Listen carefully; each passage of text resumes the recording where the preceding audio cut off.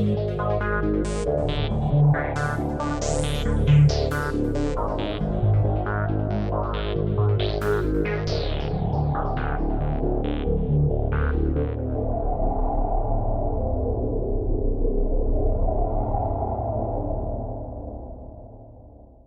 everyone, and Happy New Year! This is Robin Warder, and welcome to another special multi-podcast collaborative episode which the Trail Went Cold has participated in.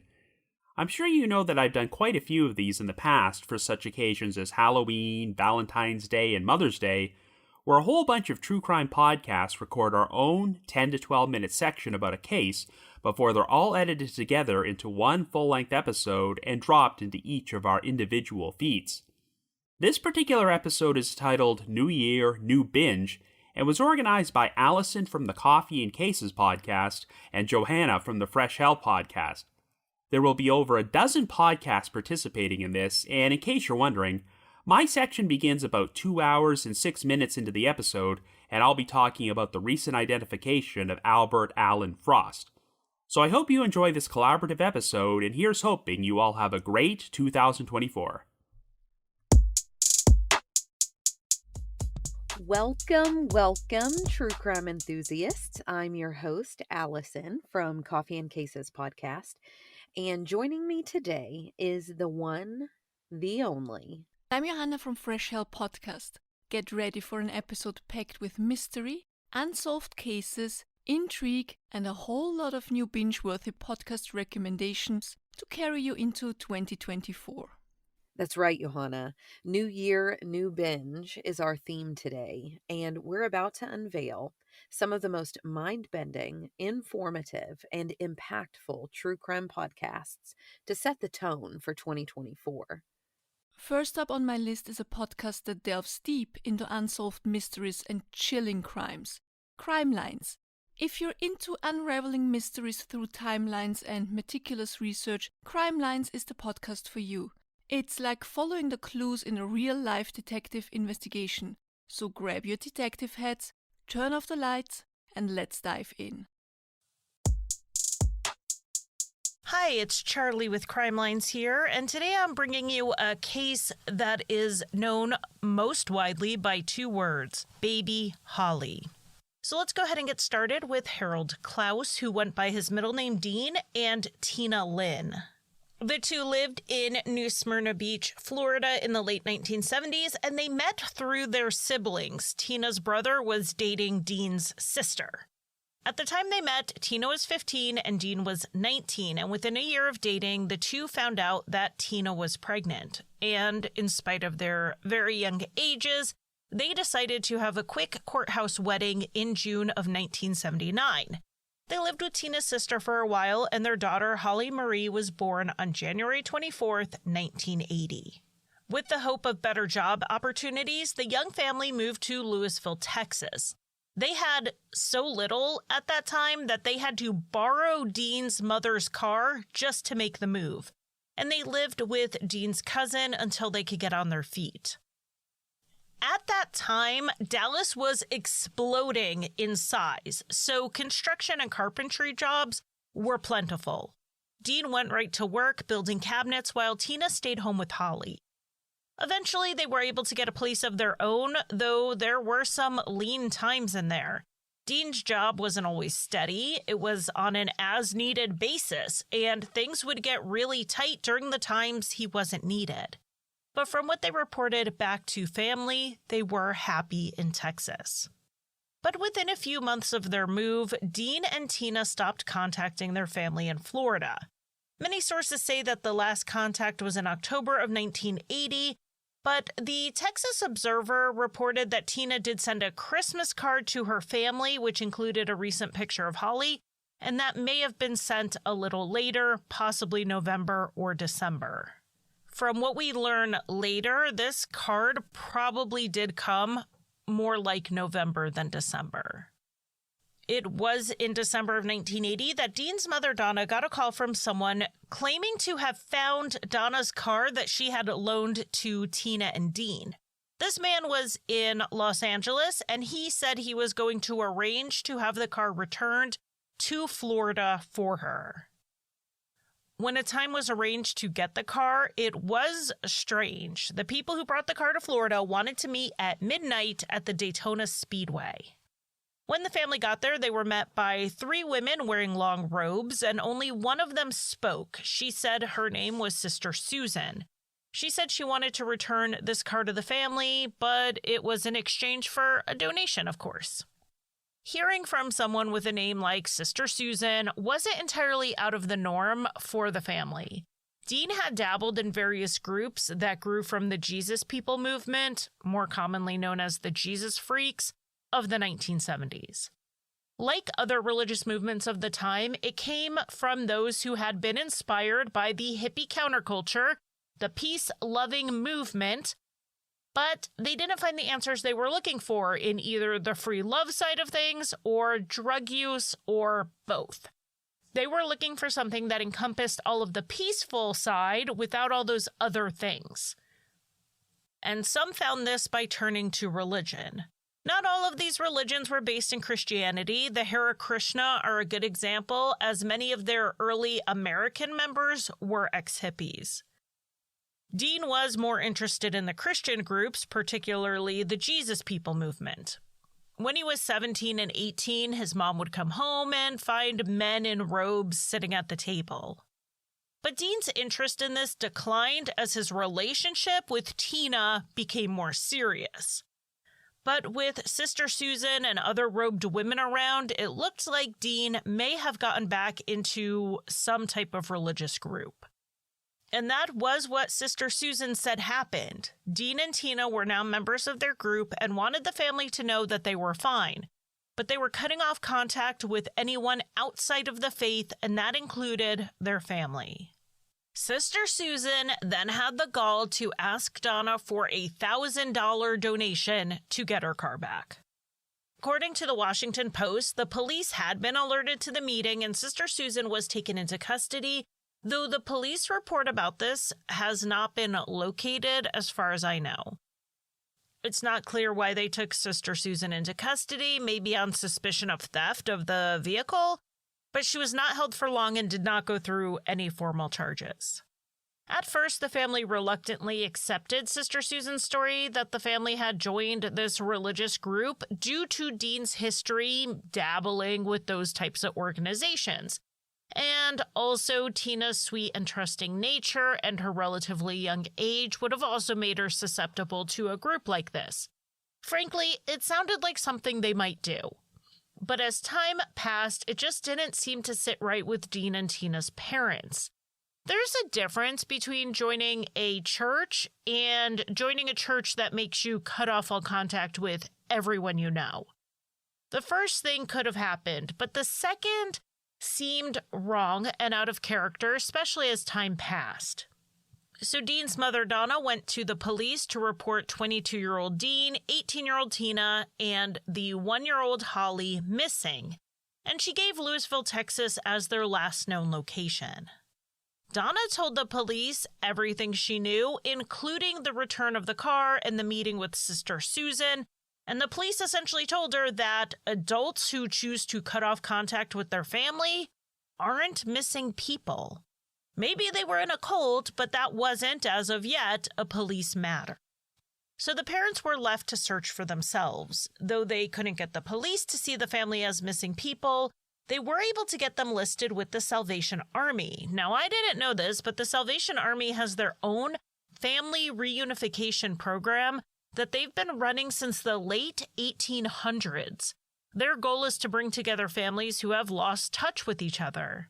But though the Salvation Army's Missing Persons program did actively search for the family, no solid leads about Dean, Tina, or Holly ever came to light. From 1980 until 2020, the families had no idea what happened. And then, investigative genetic genealogy solved the case. Back in January of 1981, a man let his German Shepherd off leash in a wooded area in northeast Harris County, Texas, which is near Houston. The dog ran off and then came back with a human arm. The man called the police, who then searched the area, but they didn't find anything else. A week later, the same dog went out to this same area, and this time he came back with a hand. An even more thorough search was launched, and on Monday, January 12th, 1981, 2 bodies were found just about 100 feet off the road. At first, the authorities couldn't even tell gender due to the state of the remains, but it was later determined that they were male and female. They had been in the woods for at least 2 weeks and up to a few months. A pair of green gym shorts and a bloody towel were found near their bodies. It was determined that the couple had been murdered. The woman had been strangled and the man had been beaten to death. Reconstructions of their faces were made and their ages were young. The female was between 15 and 20 and the male was 18 to 25. Early investigative speculation was that the woman had been attacked and the man likely tried to defend her, which then turned the attacker or attackers on him. Though Tina and Dean's families tried to report them missing, the police wouldn't take the report, so they were not considered when the investigators were looking at missing persons reports in the area. When they were not identified, they were both buried and then known as the Harris County Does.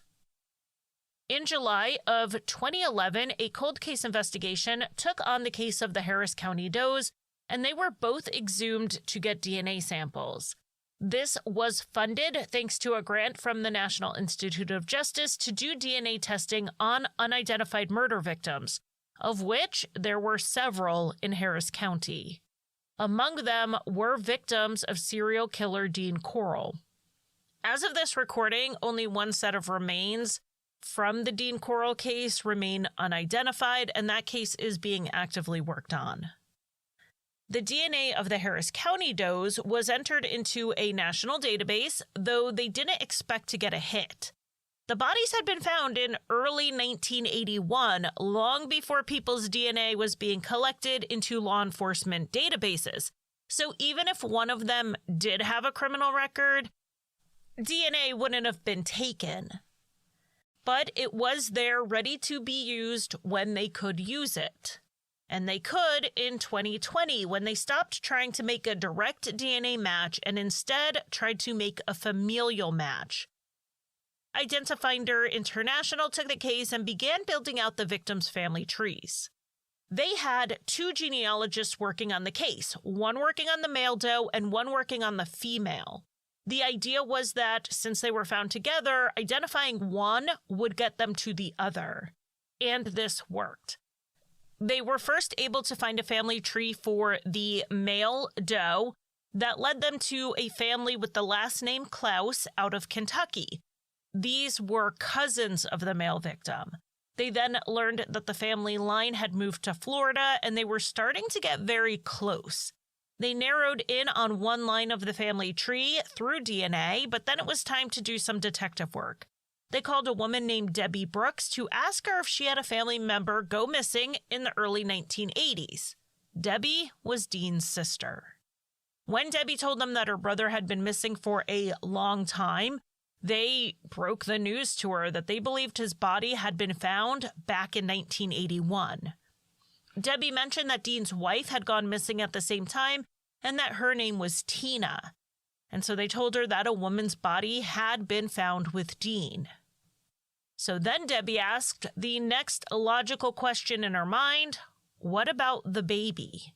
To which the genealogist asked, what baby? Holly, who would have been 1 around the time the bodies were found, was still missing. She was not found with her parents' bodies, so they did a search for any infant and child doe cases that might match the timing and the circumstances, but they found none. There was always the possibility that Holly's body had been near her parents, but being smaller, it may have been taken by animals. But so long as her body hadn't been found, the family did have hope that she may still be alive and they would get to meet her one day. And that is exactly what happened. Unfortunately, that is the end of the time I have here today, so if you want to hear the details on how they found baby Holly as now a full-grown adult, You can search for Crime Lines in your favorite podcast app, and the episode came out on December 17th of 2023. So if you want to hear the rest, go check that out. And if not, just know that the good news is baby Holly was found alive and well. We usually don't have any kind of happy ending in a true crime case, not even a partial one, but in this case, thankfully we did. Advocacy, investigation, prevention, storytelling is their motto. And Sirens, a Southern true crime podcast, does all of that and more. It's a podcast that not only tells a gripping story, but advocates for justice. I'm Raven Rollins, and this is my Southern True Crime podcast where I discuss cases from my former hometown. Ada, Oklahoma paints itself as an average community, but its history of murder and corruption runs deeper than any story has ever told. You'll hear plenty of special guests, including authors and experts in their fields, who visit with me on each episode, as well as other cases in the southern states. With notorious and unknown cases alike, every victim sees the light on my show. This is Sirens, a true crime podcast. A life might end, but sometimes their case lives forever. Charlie Donnelly, the girl who was taken. In 1995, the movie Seven with Brad Pitt and Morgan Freeman was released. Top charting songs that year were Gangsta's Paradise by Coolio, Waterfalls by TLC, as well as Kiss from a Rose. On April 19th, 1995, Timothy McVeigh set off a bomb at the Alfred P. Murrah Federal Building in Oklahoma City, killing 168 people, including 8 federal marshals and 19 children. 680 others are wounded. For more information on that case, please check out our 3-part miniseries, Up in Smoke, where we discuss the bombing in detail as well as the events leading up to it, like the siege at Waco. 1995 was a historical year with white Broncos and even more tragedy. But before the year begins, we travel back to my hometown of Ada, Oklahoma, where 15-year-old Daniel Furr leaves home for the last time. Join me as I discuss this case with my co-host, Professor Amanda McNeely, as well as Daniel's mother and sister, Gail and Chelsea. I am Chelsea. I am Daniel's little sister, and we were 7 years apart. I was 8 years old when my brother was killed. It wasn't until after I graduated high school and pursued criminal justice that I started digging into my brother's case myself and really started investigating and looking at his case. Even though I was really young when Daniel was killed, I still remember him as being the pesky older brother, like chasing us around the house and with a purse strap and, trying to attack us and being the ornery big brother. And so he was the typical big brother picking on us little kids. So I'm Gail Whitson. I'm Daniel's mother. I had Daniel when I was a senior in high school. Oh, you were a baby. I was a baby. Me and Grant Daniel kind of grew up together. Aw. Daniel was a very fun young kid, never gave me no trouble up until about a year before his death is when he started hanging with the wrong crowd, to get with the wrong people. And at that point, I had become a single mother, and I had 3 other children. So I was a single mom of 4 kids. And it was difficult. It was difficult times. Like I said, me and Daniel kind of grew up together. He loved animals. He had a newspaper route. And when he'd go do his newspaper route, when he'd come back, he'd have 10 dogs following him. I'd be like, where'd all these dogs come from? I petted them, and they followed me home. Oh. So then he'd have to go back around and take every dog back home. We did adopt one and named it Bo. Yes, he had one stinky old dog named Bo. Stinky old dog. Oh, he's stinky. He's bad. But he loved Bo, and Bo loved him. Yeah, there's a little creek just probably about 10 blocks from our house. And he'd go down there with his little Boy Scout camping thing, and he'd catch crawdads and cook them. Did he eat them? Yes. Oh. But he liked to be outside. He liked Boy Scouts. He liked to do outdoor stuff, camping. In 1994, Daniel began hanging out with a bad crowd. He often disappears for days or weeks on end and informs his mother, Gail, that he has joined a gang called Crips 8-Ball. He will not disclose member names to Gail other than MH, whom Daniel is supposedly selling drugs for at the time, and one other member. Daniel tends to get into a lot of trouble around this time, and in November of 1994, he enters Willowview Juvenile Center. Daniel begins receiving death threats, telling Gail that, quote, they showed up with a message that if he talked, he would be killed, end quote. Daniel's stay in Willowview is 30 days long. Once he went up to the placement where he was, supposed to go, he said after 30 days, he started telling me, he said, I just wanted to see if I could do it. And they said they took him to a place and told him he had to steal a car, and then he had to run down what they call the gauntlet, where you run down and they beat you as you run through it. And he goes, I did it. But after he came to his senses and was in treatment for a while, he said, this is scary. They've came to my window and told me if I said anything because I placed him up in Oklahoma City. And that's where he supposedly got jumped into the gang. And he was 14. That was right before he turned 15. He said they actually came to the window of his room and through the window told him. And that was just days after. In June of 1995, a childhood friend of Daniel, we'll call the Fourth Scout, tells me that he spoke with Daniel around this time. He says that Daniel told him that he thought he had made a group of guys very upset with him and they were making threats, but he wasn't too worried about it. The friend states that Daniel was actually in really good spirits and told him that he was happy and had been doing well. We jump to July 6th, 1995. Daniel was seen by Gail that morning. He was also seen at his grandmother's house that day. This is the day that Daniel and his father Harvey get into a fight. Daniel leaves Harvey's house, and this is the last time Harvey sees him alive. So my dad was out of town or out of state. While he was gone, Daniel was to stay with my mom. Daniel had broken the house and stolen some items from my dad. Upset my dad that he had broken and stolen something from him. He did confront Daniel about it, and they had gotten into an argument, and so then my dad left. And the bad thing about that is that's something my dad had always had to live with. He hated that was the last thing he said to his son. The words got heated or whatever. A few days later, he loses Daniel, and you can't ever take that back. And so I know throughout the years after that, my dad battled a lot of depression and blamed himself. So that really, really was hard. I went through his room and I found some money. I found $85 that was stashed in his mattress. The day that he left, we'll put it that way, I confronted him, and then I finally said, I got it.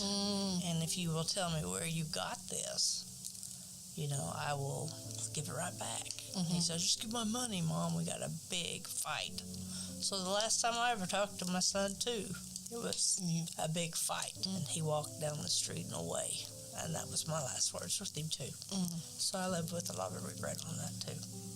A witness states that Anthony Taylor and his crew showed up at a friend's house and invited them to a party at the quarry later that night. According to authorities, it is believed that this night, July 7th, 1995, is the night Daniel is murdered, either late that night or early into the 8th at this party. From statements to police, we gather that there could have been around a dozen possible witnesses to Daniel's murder that night, all underage kids he went to school with, or, quote, gang members. However, on July 8th, a girl we'll call MC says that LM, who was Anthony Taylor's girlfriend at the time, told her that she saw Daniel around 5:30 p.m. on the 8th. She does not say where, and I do not have an interview with the police from her. On July 11th, 1995, at 5:55 p.m., a 911 call came into the Ada Police Dispatch from Pastor Bill Galbraith. Bill, at the time, was the pastor for the First Presbyterian Church in Ada and the scout troop leader for Troop 9. He informed dispatch that several Boy Scouts from his troop, which was also Daniel's troop, had reported to him that they had found a body at the west side of the old brick plant, or quarry, just east of the church near the rock cliffs. Daniel was 5'10" and around 150 pounds. So reports of the body being 6 feet tall, weighing 160 pounds with long black hair and no facial hair. Age is approximated at 25 years old. And at the bottom, other descriptors are recorded, with height being 5'4" or 64 inches, and weight is noted at 92.5 pounds, along with the age of 15 and the race of white. It also says his hair is brown. These two descriptors are both on the same report, one at the top, one at the bottom. I think this is the important part for everybody to realize why we had so much doubt. I got an autopsy before the sheriff did. I had one in hand. I had somebody waiting up there at the ME's office for it. And it said 5'4". That's when I started questioning. And I saw a picture of the body, and the hair went along the shoulder to the end. And I said, just explain this long black hair to me. It seems that the body was found in the active decay stage, near the end of decomposition, with only advanced decay or skeletonization remaining, which would take around a month, even in the heat. So the ME did not note what stages the maggots were in, nor their shape, size, or color. Maggots can be present at any stage, but these factors can tell us how long they have been present. Since these things were not recorded, we cannot use them for etymology purposes. I questioned the medical examiner on that bit because I had took homicide investigation courses, just got out of them, and I said, you put the day of death, the day you found the body. He said, how else are we going to know? I said, the gestation of the maggots. And he said, we don't do that. For a homicide investigation, you need to know the time of death. I had questions, I had valid questions, and they would just tell me I was in denial. With all of this information, our team believes the body could have been dead for at least 2 weeks to a month, with no blood present at the scene other than one small leaf, and it's a suspected stabbing. We believe that there's a good chance that the body was killed somewhere else and then placed at this scene. This would also explain why, if the body was older than 2 weeks, no one found it in this spot prior, as we know that the Scouts regularly meet at the church every Tuesday and played around this spot each week, yet did not witness the body there in previous weeks. In August of 1996, Gail speaks with Daniel's dentist, Dr. Clark. Dr. Clark didn't believe that they could have matched ID with the records that he provided. He stated that an x-ray had not been done of Daniel's teeth since 1991, when Daniel was 11 years old. He said he would have lost teeth, and new ones would have grown in, so it would be unlikely that an ID could be made from them. Those x-rays from 1991 were the ones sent to the medical examiner's odontologist and used in the comparison and eventual ID of the body as Daniel. Clearly, the x-rays that were sent from Daniel's dentist was done when Daniel was 11 years old. There's a huge gap in between those times. We do have the official reports for that comparison. It's very light, and we agree. It seems unlikely a match could have been made from them. July of 2006. Daniel's family does a news story about possible exhumation of the body to test it to find out if it really was Daniel. The ME stated after it aired that they had a tissue sample from the body. The family is told they will need to obtain a court order for the samples. In January of 2007, the family calls the Texas lab to see how the testing is coming along. They are told then that they never received the samples from the medical examiner's office for comparison. So I called the ME's office and asked them, and they said, it's too decomposed. I said, I don't care. It belongs to me now. I have a court order. Will you please send it to my lab? And they can determine how decomposed it is. Right. And they said, no, you'll have to get another court order. And I was just, every time they did that to me, it knocked the breath out of me. They just kept knocking me off my feet. Family requested another court order to release the sample to the lab anyway. While they are waiting on this second court order, and 6 months later, Joe Glover finds samples from blood from the body in the basement of the courthouse in Ada, labeled as Daniel Furr. It is sealed in an evidence bag with a sample of DNA, a leaf with blood, and hair samples. The DNA and hair are sent to the lab and tested against Gale. That sample was confirmed to be Daniel's DNA. But where is the chain of custody for these samples? Why were they stored in the courthouse basement instead of the medical examiner's office or an official evidence locker?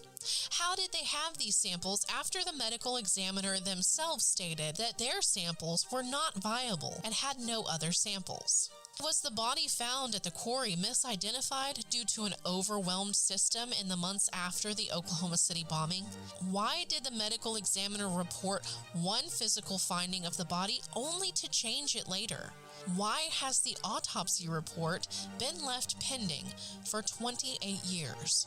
To hear our full episode on Daniel's case, find the Sirens podcast streaming wherever you get your podcasts. You can also find Daniel's case in our new true crime book, Sins of the South, a true crime case collection to advocate for, anywhere you get your books online. Don't let Daniel be forgotten. Don't let his case grow colder.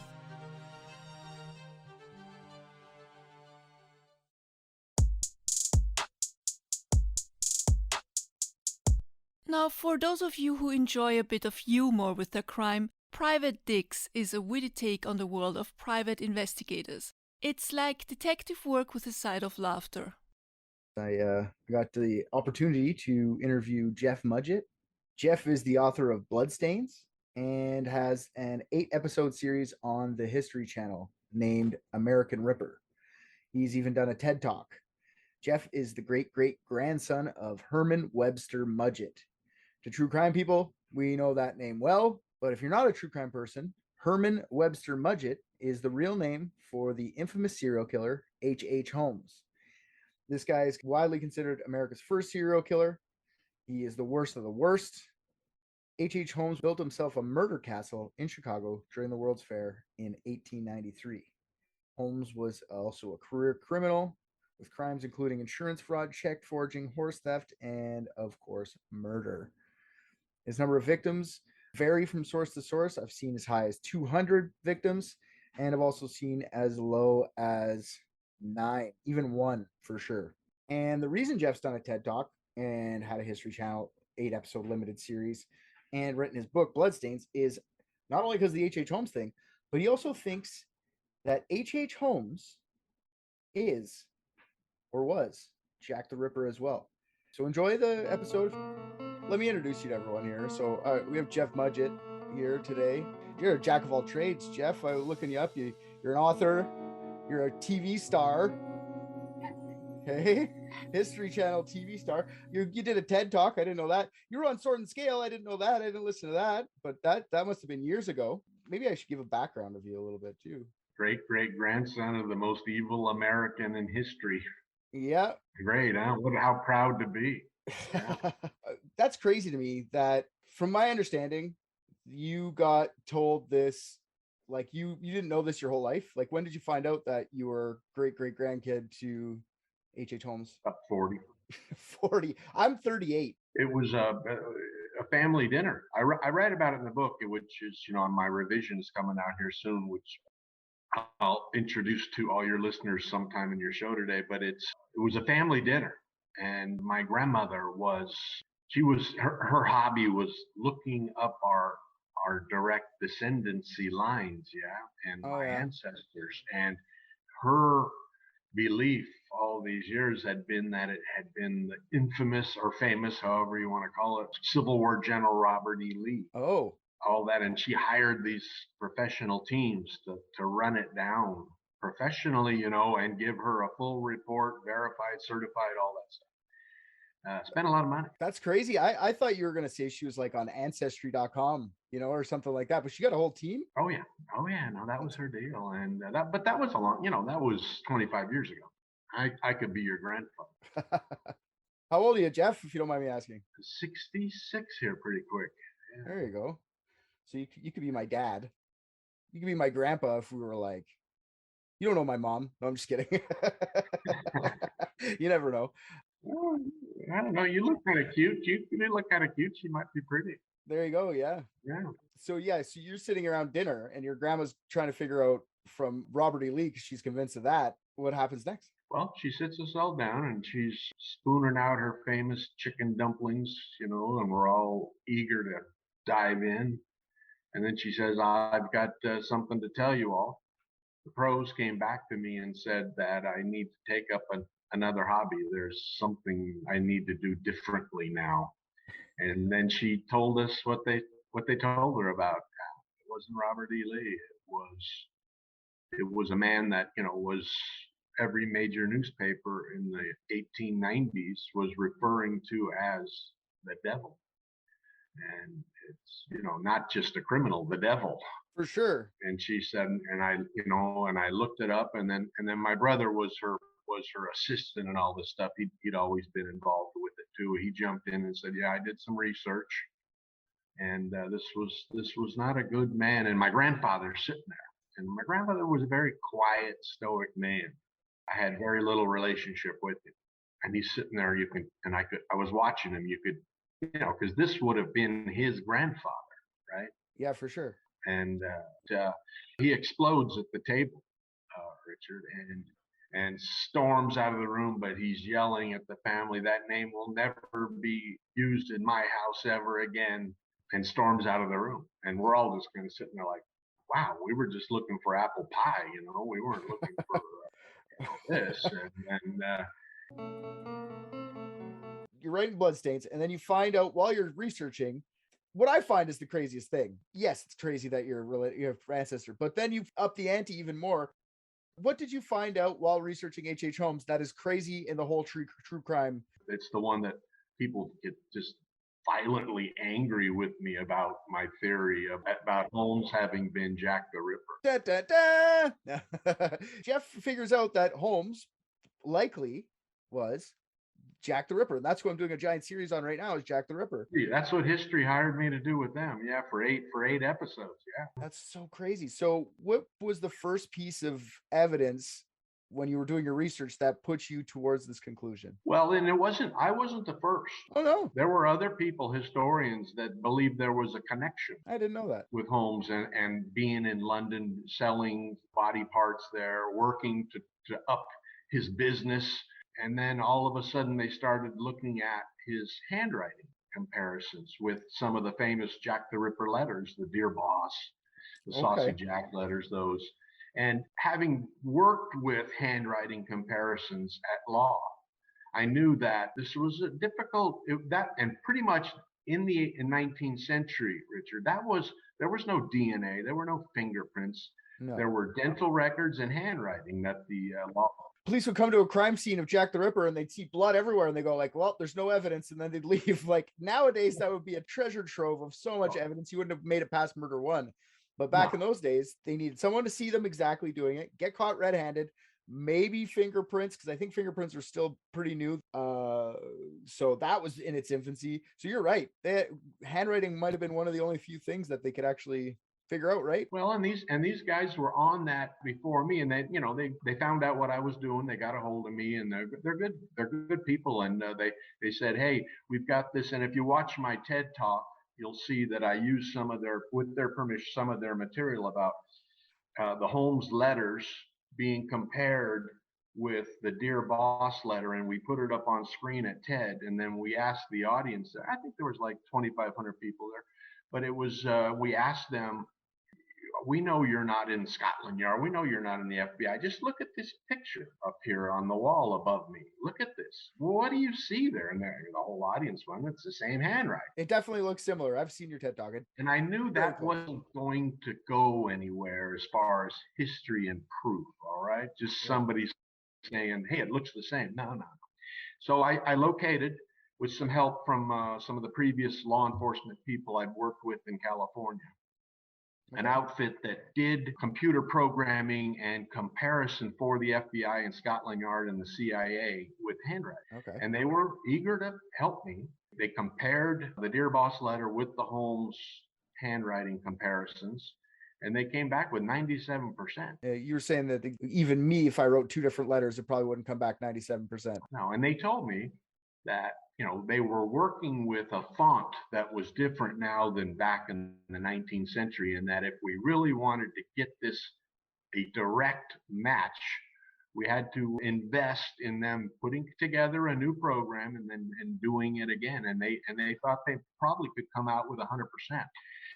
So, all this all of a sudden slapping me in the face. Here we go. We got this evil man that all of a sudden is now possibly solving the most incredible true crime mystery that ever was. The first American serial killer with like the first serial killer, like that. Yeah. Jack, it just adds the whole new layer to the whole thing. So, okay, so we have the Dear Boss, Saucy Jackie letter. They saying that matches too, because I know the Saucy Jackie and the Dear Boss, they think are written by, like, there's other people, not just you, that think it's written by Jack the Ripper, but there's also people that think they're written by some media men at the time to keep the whole story rolling, like as if to keep business alive for the story, which I don't think a brutal murder like that needs letters being sent. I think they could have stayed in the papers for a bit anyway. All the historians realize when you look at it, Saucy Jack and Dear Boss are not written by the same man. No. So what they came up with was that Dear Boss was a journalistic hoax. Okay. Yeah. Because they wanted to go with Saucy Jack and the murders. For sure. And that's all ripperologists pretty much went that direction. And they used to call journalistic hoax. So when these guys came back to me with, this isn't a journalistic hoax, this is probably your great-great-grandfather wrote this letter. And that led to the number 3 murder there, Richard. I don't know if you want to go this far into it, but sure. That was Catherine Eddowes. Catherine, yeah. Who the letter described what was going to happen to her when she was being killed. She's part of the double event, right? She's the second girl in the double event. Which, history has never actually sat down, and I'm trying to get the guys at the MGM Amazon to go with me on this. We're trying to sit down and show that it probably wasn't possible those two on the same night, 1 hour apart. I've been doing so much research on Jack the Ripper. I don't think Long Liz was killed by the same person. No, I don't either. Whitechapel was a disaster. Murders, rapes, robberies, theft, prostitution, everywhere. It wasn't that place. I wouldn't be shocked if that was just someone knowing Jack the Ripper's on the loose. I'm going to slit a throat. I can get away with it. Same thing with Mary Ann Kelly. I don't want to get too far into it. I think she might there's no way that's the same man, the Mary Ann Kelly. And I'm trying to show them that too, and how we can go into the MO and the evidence there and break that down. But the first two I'm convinced were by the same man.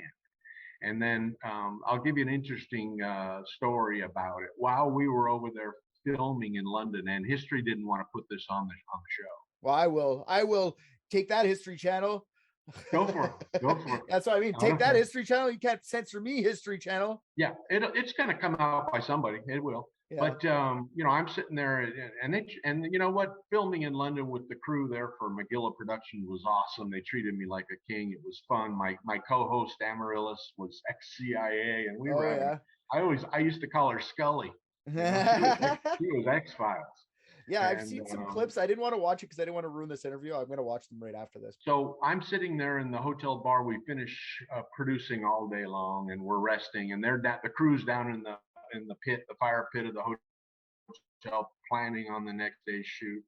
And these two fellas come up in suits and ties, and they walk up to me at the bar. Mr. Mudgett, we'd like to introduce ourselves. We're with Scotland Yard. I said, and I didn't ask to see their badge or anything. They could have been lying to me. I don't know. If that was me, Jeff, I'd be turning and running because I probably did something illegal the day before. Yeah. Well, I was worried about it. Here we're over there breaking down the UK, the English people's most, talked about, favorite, mystery popular of all time. They actually got very stoic and very solid, and they said, we just want you to know, we don't agree with what you're saying about Jack having been your great-great-grandfather, But we do agree with your theory that there was a copycat involved. It wasn't one man and five murders. And that's, that's right from there. And then they turn and walk off. If you want to listen to the rest of that hour-plus long interview with Jeff Mudgett, go over to Private Dicks and take a listen. Also, if you want to listen to the rest of our episodes, please do. Thanks for having us on the show, and we'll do this anytime we can. Love you. Peace. Now, for a quick true crime fix in the morning, Morning Cup of Murder delivers bite-sized episodes that will wake you up faster than your caffeine fix. It's the perfect way to start your day with a jolt of suspense. There were two more murders 15 miles away. When police arrived, they found the telephones and electricity lines. We have a weird homicide. A scene described by one investigator as reminiscent of a weird... Morning Cup of Murder. Some crimes are so gruesome, the details are enough to make you sick. On November 30th, 2018, a man was sentenced for crimes that, when made public, shocked everyone who read the horrific details. So if you like your coffee hot but your bones chilled, sit back and start your day with a morning cup of murder.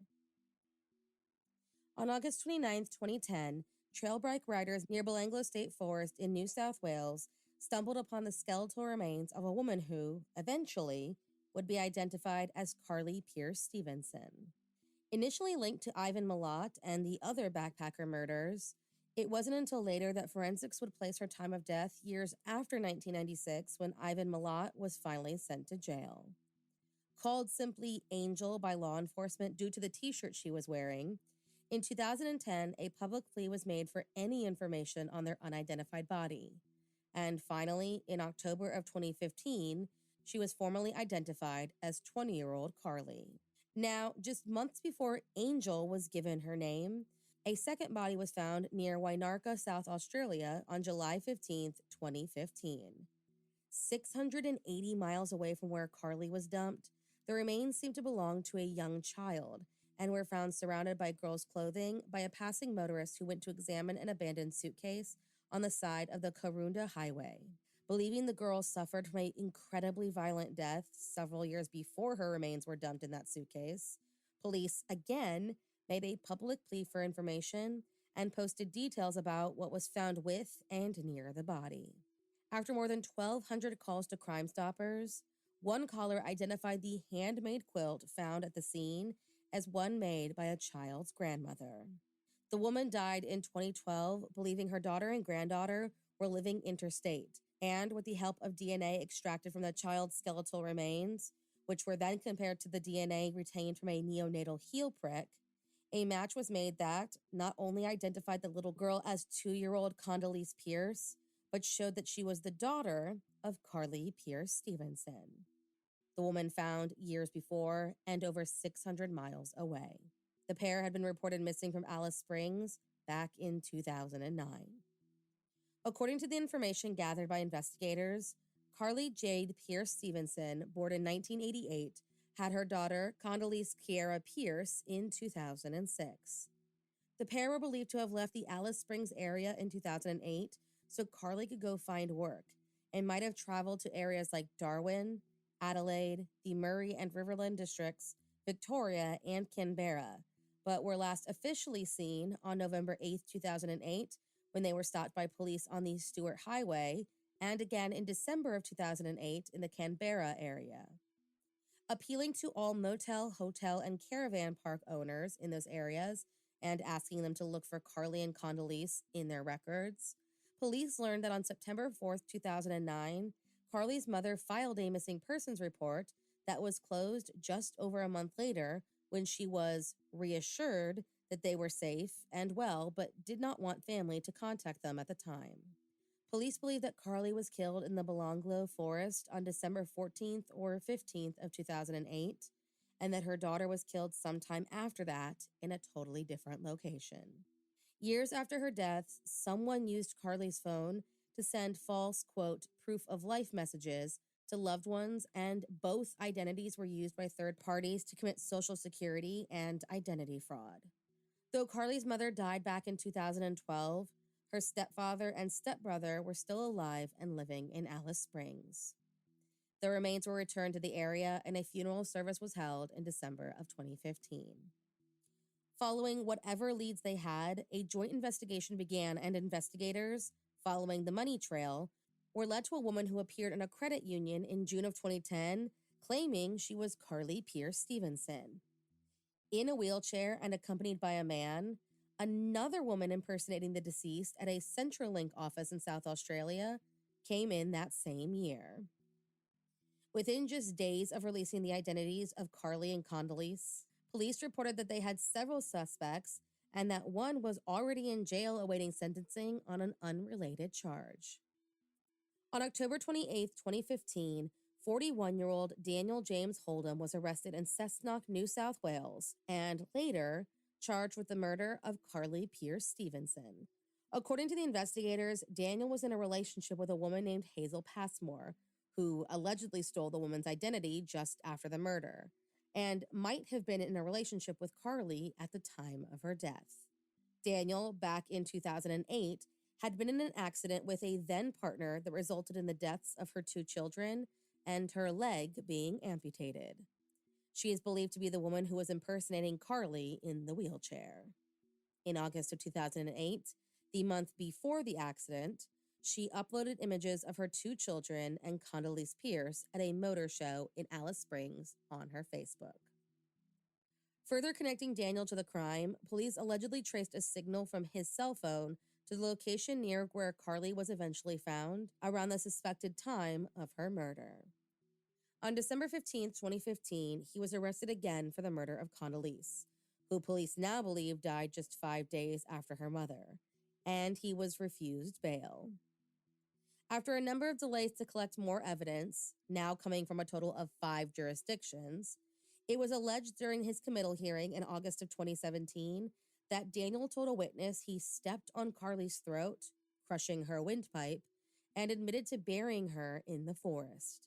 He also said he stopped at a store, purchased some duct tape and garbage bags, and then suffocated Condoleezza at a motel room in Narrandera and put her into that suitcase. After making his first appearance in the Supreme Court of New South Wales on December 1st, 2017, on July 31st, 2018, Daniel Holdham pleaded guilty to the murders. During his plea, the details of the crime were revealed, and the public learned for the first time that Daniel, a man with no prior history of violence against women or sexual interest in children, murdered Carly in order to rape her 2-year-old daughter. He allegedly kept a, quote, child sex hit list that contained a list of children's names with the words like consent and forced written next to them. And next to Condoleezza's name was the word rape. Condoleezza, when found, had a diaper wrapped around her skull and a balled-up dishcloth stuffed into her mouth. Police believe that it is highly likely that she was still alive when she was gagged and placed into the suitcase. On November 30th, 2018, Daniel James Holdham was sentenced to 2 consecutive life sentences without parole. Thank you for joining me in my morning cup of murder. If you want to help support the podcast, there's always Patreon or just sharing it with your true crime obsessed friends. And remember, stay safe.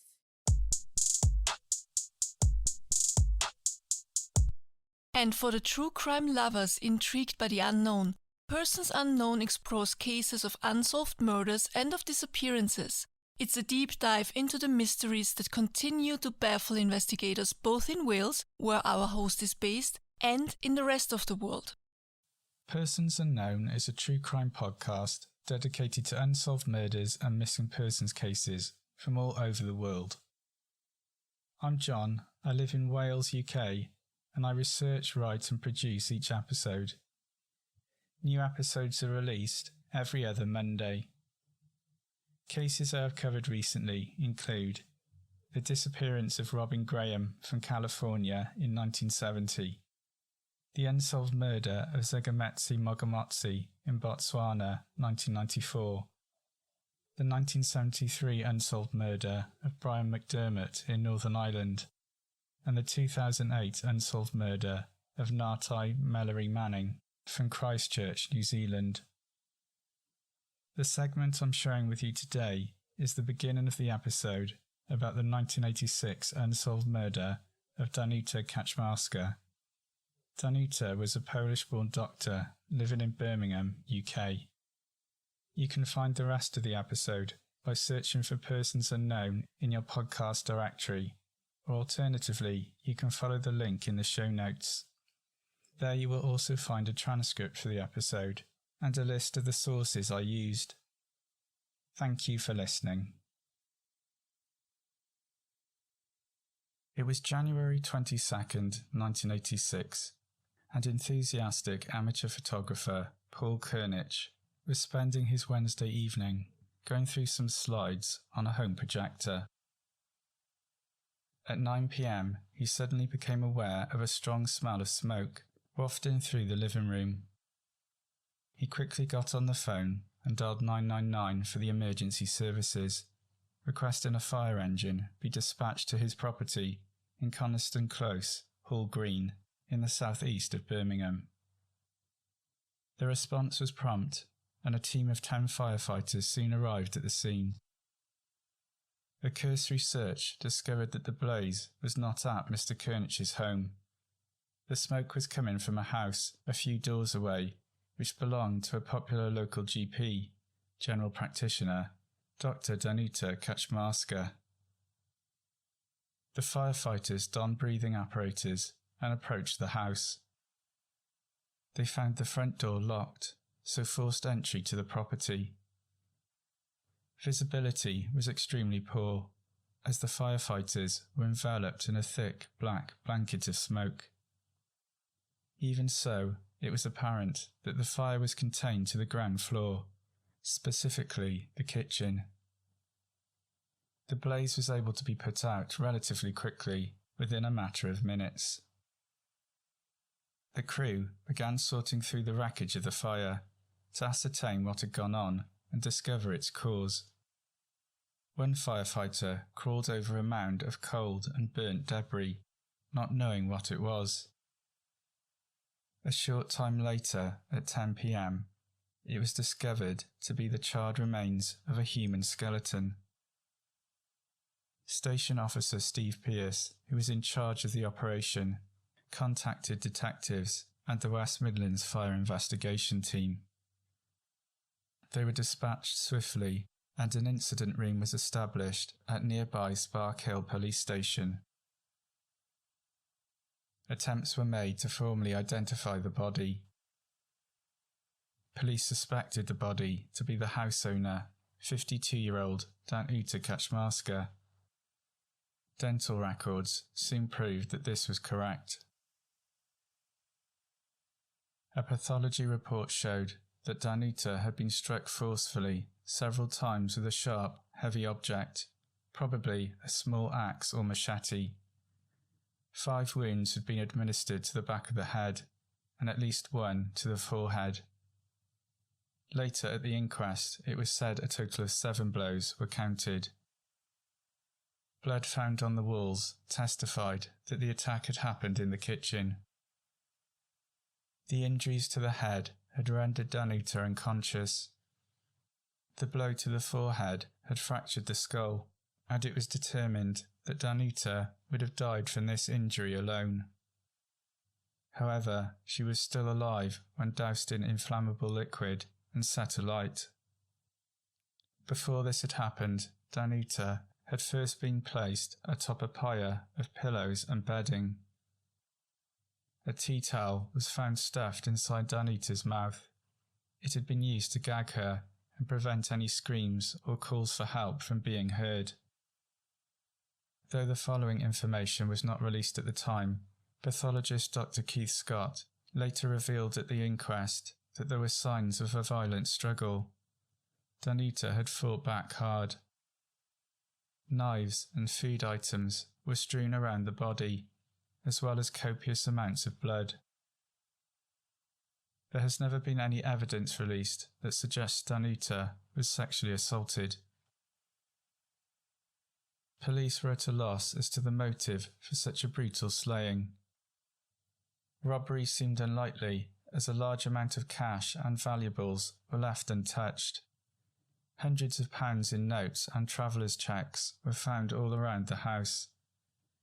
A newspaper article in the Birmingham Post in March 1997 later said that a total of £800 was discovered at the scene. P.C. Jackson, who was one of the first officers at the house on Coniston Close, said there was no sign of a break-in. Therefore, it was speculated that Danuta may have known the killer.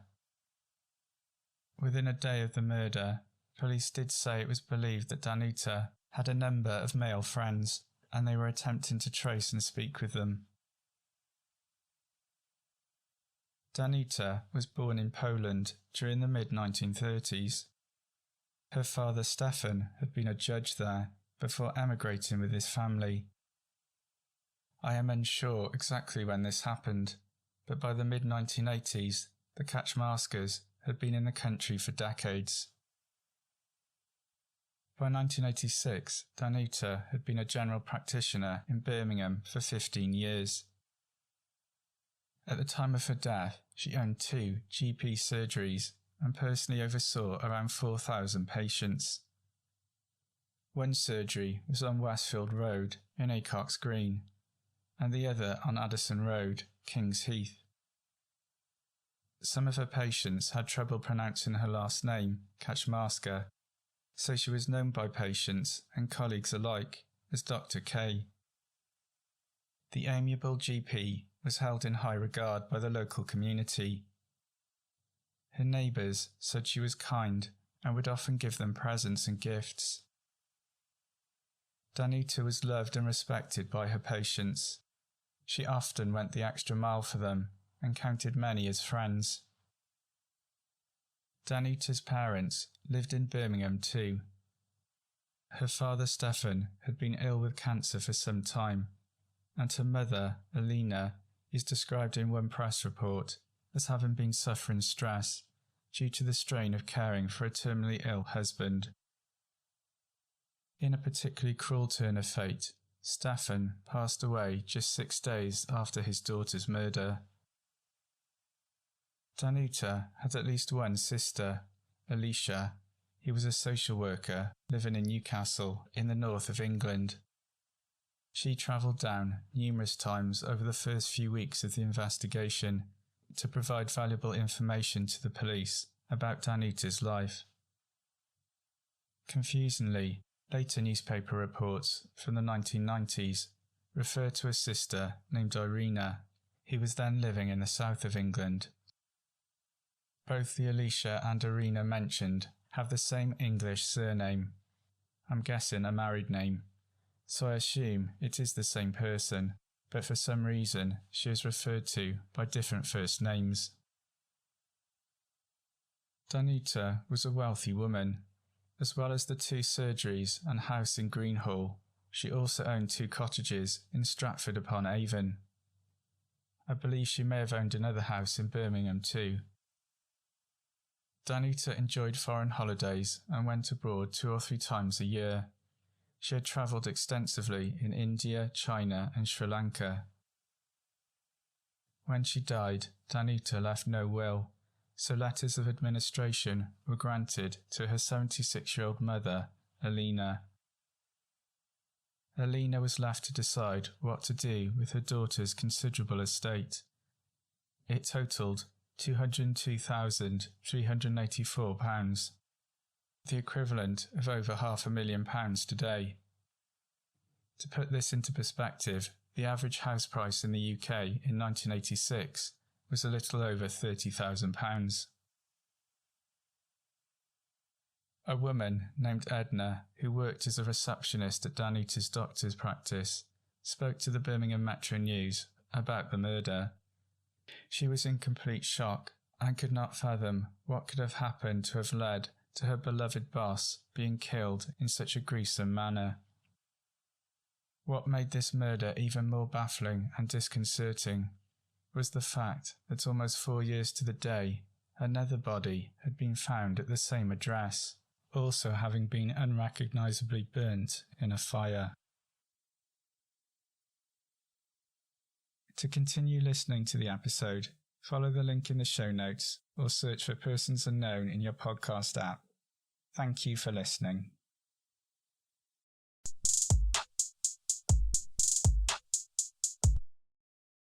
Next, we have Fresh Hell, a podcast where two women from opposite sides of the Atlantic bring you tales and murder and mystery. And one half of that podcast is our very own host, Johanna. If you're into true crime that is both engaging and pulls no punches, this one's for you. I'm Annie in America. And I'm Johanna in Austria, and you're listening to Fresh Hell, your favorite international podcast. If you've never listened to us, we are friends who met online, discovered we had a similar dark sense of humor and an interest in the macabre, but from very different global perspectives. We started this podcast almost 5 years ago, and we've still never met in person. It's a whole thing. And the original full version of this episode is one I told Johanna about way back in 2019. We were younger then, but our audio is better now. This is the tragic story of Major Henry Rathbone and Clara Harris Rathbone, the couple who attended the play at Ford's Theater with the Lincolns on the night President Lincoln was shot. It's a story of murder, madness, and more murder, so let's get into it. And just a brief caution that this episode deals with untreated mental health issues, spousal abuse, and murder. Clara Hamilton Harris was born in 1834, one of 4 children born to Senator Ira Harris of New York and his wife Louisa, who unfortunately died when Clara was around 10. 3 years later, Ira married Pauline Rathbone, the widow of Jared L. Rathbone, a successful merchant who went on to become the mayor of Albany, New York. Jared and Pauline also had 4 children, and 2 of their sons, Jared Jr. and Henry, would survive to become adults. When Pauline Rathbone and Senator Ira Harris married, Clara and Henry became step-siblings. Clara was a couple years older than he was. They were 11 and 13. They became quick friends, and although Clara's mother told her to think of Henry as family, they were not family, and she fell in love with him. He felt the same way. They were both witty, sarcastic, and smart, and they were both from well-to-do, politically connected upstate New York families. Despite those families disapproving, or maybe in part because of it, Henry and Clara were finally engaged in 1861, just before the start of the Civil War, as Henry had joined Union forces. Henry survived some of the most brutal battles in one of the worst wars, including Antietam, the bloodiest day in U.S. history, with 22,717 dead, wounded, or missing. While Henry was away, Clara met and became friends with the First Lady, Mary Lincoln, a close friend of her stepmother's, and was making friends and social connections during this time as well. At the end of the war, Henry is a major, and on Good Friday 1865, the Lincolns are going to attend a play with friends Major Henry Rathbone and his fiancée Clara Harris, who were honored to attend with them. Lincoln hadn't actually wanted to go to the theater that night, but once there, he was enjoying the play seated in a comfortable rocking chair, his favorite type of chair, as his height made standard chairs uncomfortable to sit in. It was during Act 3 of the play when the officer guarding the door to the president's box went to get a drink, and assassin John Wilkes Booth snuck into the box and fired one shot into the back of President Lincoln's head. The box is chaos, full of smoke from the gun being fired, and Mary Lincoln can't stop screaming. Henry tried to get a hold of Booth, and the two struggle until Booth pulled out a large knife and stabbed Henry, ripping the knife down from shoulder to elbow, the blade touching the bone in some places. As Booth tried to flee, Henry tried once again to grab Booth, who was trying to leap from the box to the stage. It's believed that Henry's actions caused Booth to break his leg in his attempt to escape. And if that hadn't happened, Booth might never have been caught, but that's a topic for a different day. Clara applied a tourniquet to Henry's arm, unknowingly saving his life. Henry passes out from blood loss, and it's only then that people realize how seriously he's been hurt. We have a letter written by Clara around this time, and she writes, quote, "Henry has been suffering a great deal with his arm. The knife went from the elbow nearly to the shoulder, inside, cutting in artery, nerves, and veins. He bled so profusely as to make him very weak. My whole clothing as I sat in my box was saturated literally with blood, as well as my hands and face." End quote.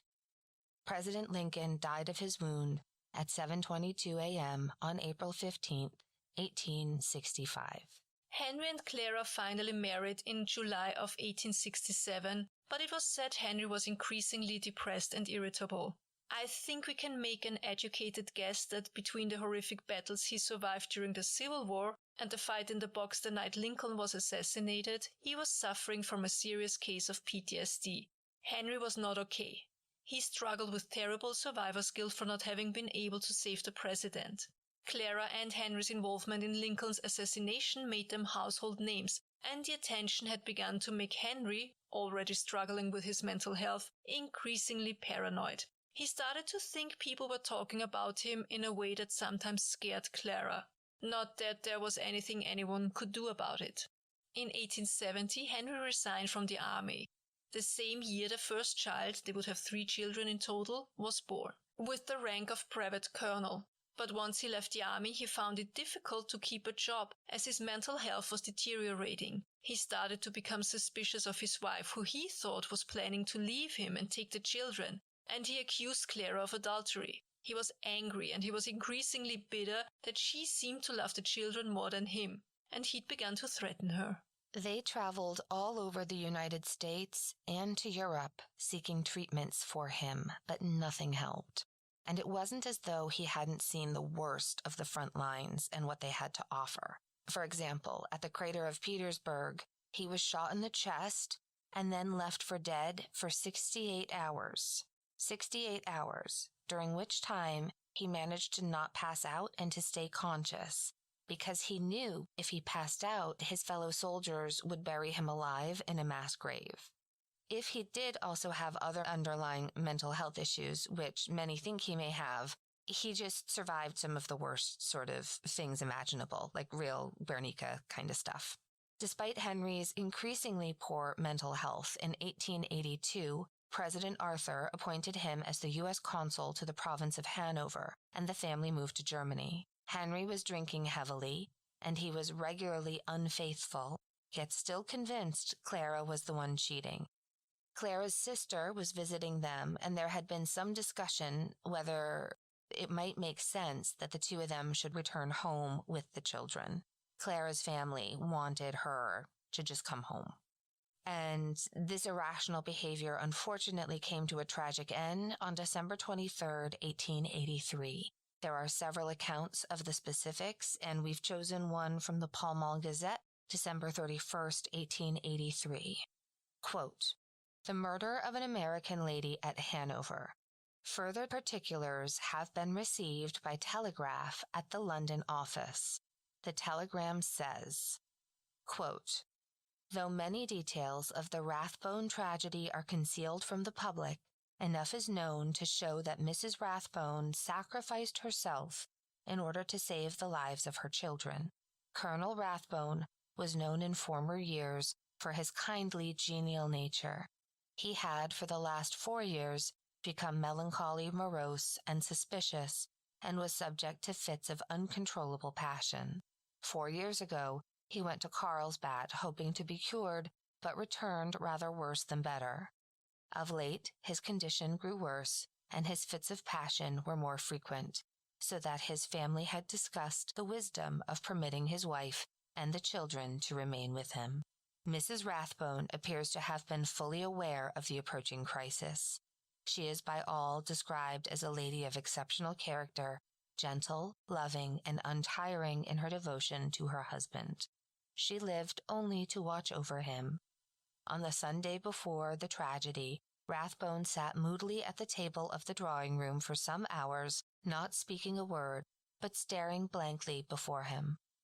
At 5:30, he rose from his bed, and passing out of his apartment with a light in one hand, a revolver in the other, he went to the door of the room where his little daughter Pauline slept, with her nurse. Knocking, he asked the nurse, "Is Pauline in bed?" "Yes," she answered. "Are the boys in their room?" "Yes." "Open the door. I want to see them." By this time, Mrs. Rathbone came out after him just as the nurse was opening the door. She said, "My dear husband, do calm yourself." And just as he was about to enter the room, she called out, "Nurse, lock the door, save the children. There's going to be some dreadful work." The nurse then closed the door while Mrs. Rathbone drew her husband away and appealed to him to go to rest. Hearing the door bolted and finding himself sordid, he turned around in a fit of ungovernable passion, seized his wife by the upper part of her arm, and dragged her by force into their bedroom. Mrs. Rathbone was heard appealing to her husband to let her live. Then shots were heard, succeeded by silence. On the door being burst open, Mrs. Rathbone was discovered lying on the bed covered with blood. She merely said to her sister, "He has killed us both at last," and then expired, without pain, in less than 5 minutes. She had received 2 pistol shots in the breast, but the fatal wound was inflicted by the blade of a dagger, which had pierced her heart. The colonel was lying on the floor and remained for some time conscious, though wounded 5 times by the dagger, one cut reaching his lung. He asked for brandy, saying he was much hurt but did not appear to know who had hurt him. He said, "Who could have done this? I don't think I have any enemies." He then asked where he was, but did not seem to remember that he was even in Hanover. When he was taken to the hospital for the first 2 nights, he asked piteously for his wife.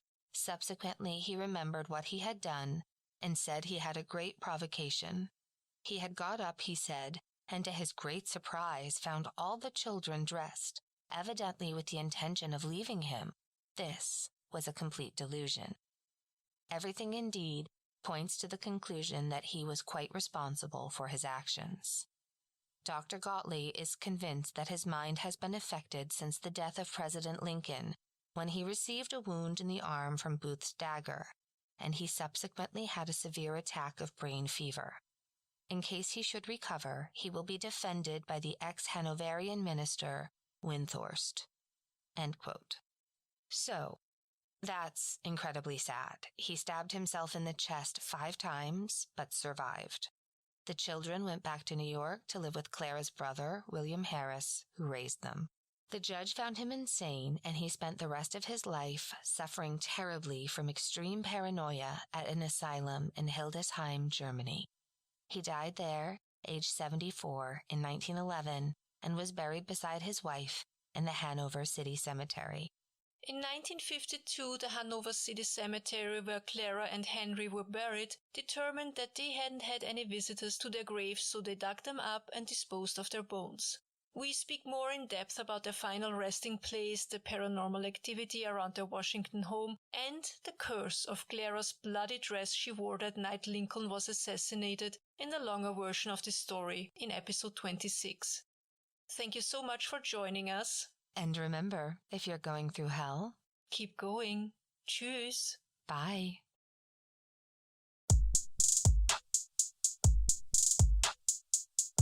If you have been looking for a podcast that pulls together stories of the paranormal, supernatural, and horror, Stories with Sapphire is the podcast you've been looking for. Sapphire explores theme-based episodes containing true stories from the Philippines and across the globe. Hey everyone, my name is Sapphire Sandalo. I'm the host of Stories with Sapphire. Each episode contains real paranormal stories connected by a theme, and I add my insight and commentary as a practicing occultist and paranormal investigator. You can find the show on YouTube and anywhere you listen to podcasts. This is a story from a recent episode. Hope you enjoy. The Natural Exorcist, submitted by Anonymous. Hi, Sapphire. Because I was raised Southern Baptist in Detroit, it wasn't easy growing up seeing things or knowing things that were considered to be evil or demonic. In the Black community during the 90s, if the Bible says it's bad or wrong, then you didn't ask questions. This probably explains why I prefer to remain anonymous. My core group of friends were normal, and I had a secret group of friends that I felt comfortable talking about these experiences with. This story is actually the last time that we were all together. I changed their names, of course, and referenced their religions on purpose. I was about 15, and I was supposed to go to a sleepover. I don't remember if I was sick or busy, but I just know I didn't go. A few days later, I found out that they were playing with a Ouija board.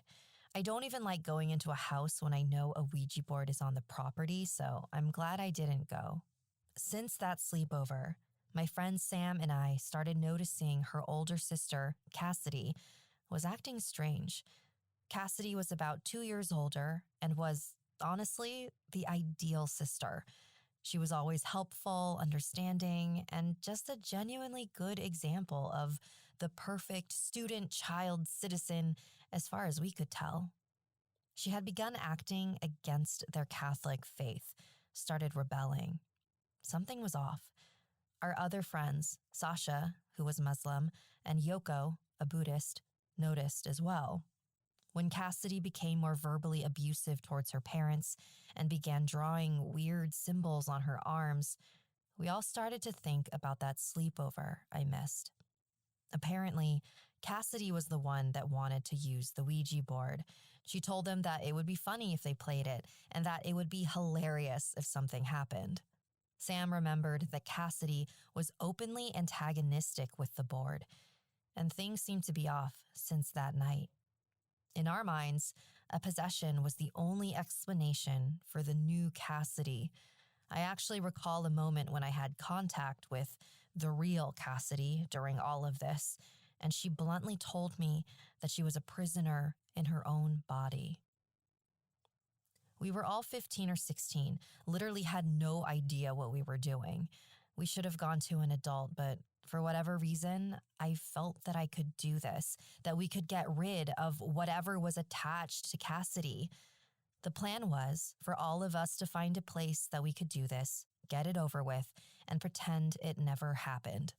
Sam said she'd find a place. Her mom was a realtor, and she knew of places that seemed to never sell. We all gathered things from our religious affiliations and met up at the abandoned home. Sasha brought incense and oils. Yoko brought talismans and charms. I brought salt and sage sticks. Cassidy even helped, oddly enough, by providing tiki torch sticks. The house Sam found had a small pool space in the back. As the brains of this, I was literally playing it by ear, adjusting to whatever we had to make the best of what I could.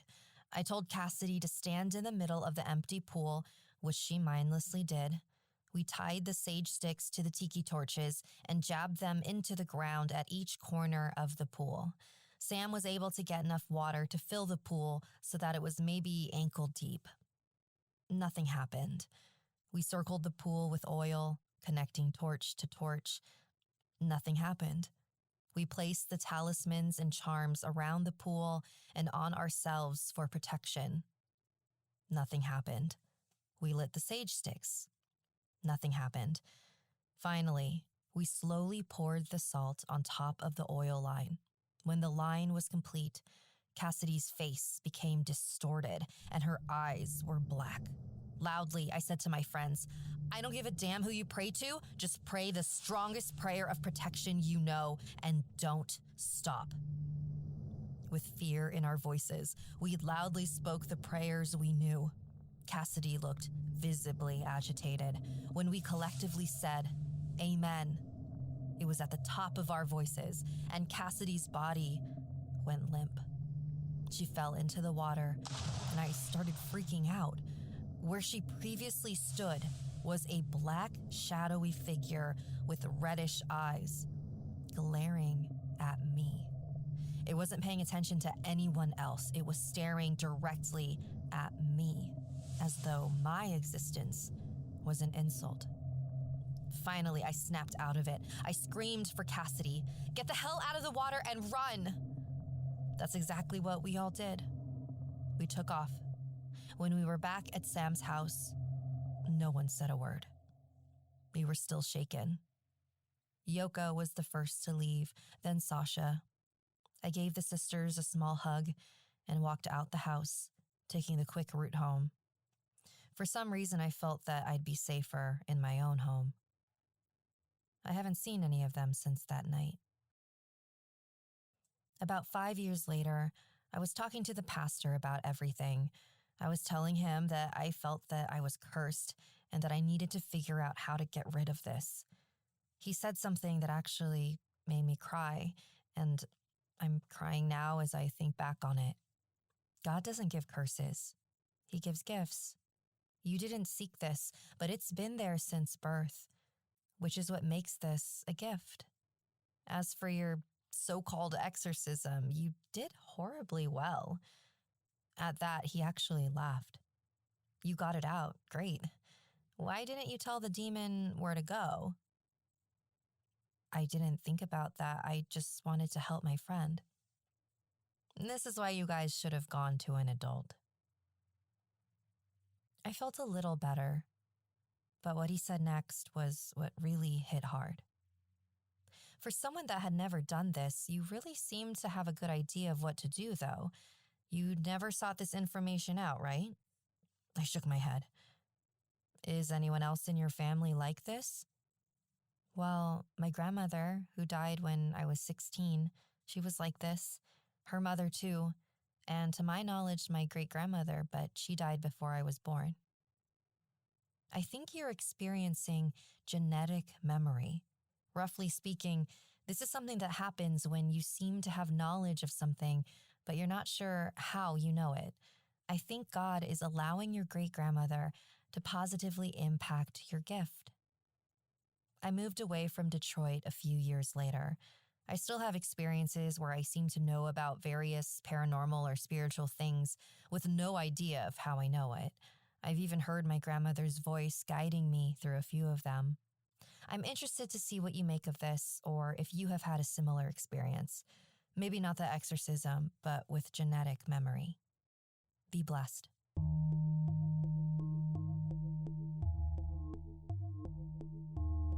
Thank you so much for sending in your story. I found this so fascinating. So I know that people will probably disagree with me on this, but I sort of liken exorcism to firefighting. If there's a fire, you'd want to call a professional because they have the tools, the physical strength, the knowledge, and experience to put it out. But it is possible a regular person could put one out as well. It's just way safer and quicker if a professional does it.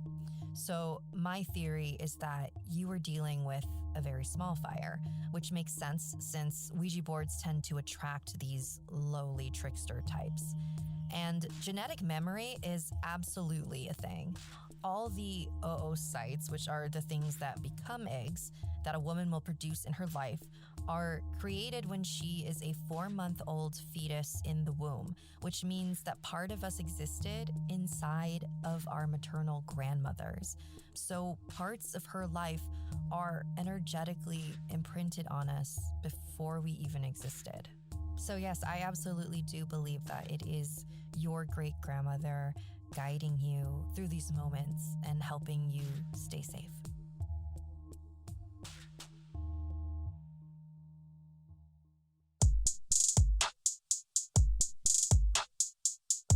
And there you have it, listeners, a fantastic list to kick off your new year, new binge listening. Thanks for tuning in, and be sure to follow all of the podcasts you enjoyed so you will never miss an episode. Absolutely.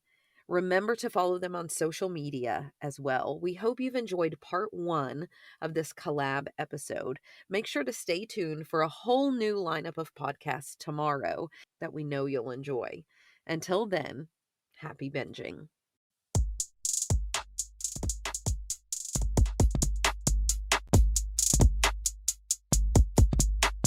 Welcome back, true crime devotees. We're continuing our journey into the darkest corners of the podcast world, and we've got an even more extensive lineup of spine-chilling and mind-bending true crime podcasts.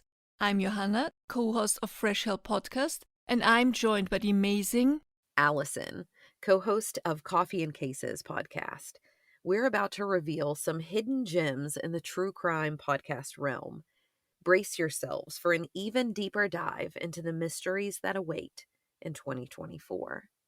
Absolutely, Allison. New year, new binge is still the theme, and we've got some fantastic recommendations for you. So grab your detective hats, lock the doors, and let's continue this true crime podcast thriller. If you're looking for a true crime combined with a touch of wanderlust, Twisted Travel and True Crime explores crimes in different corners of the world, making each episode a captivating journey.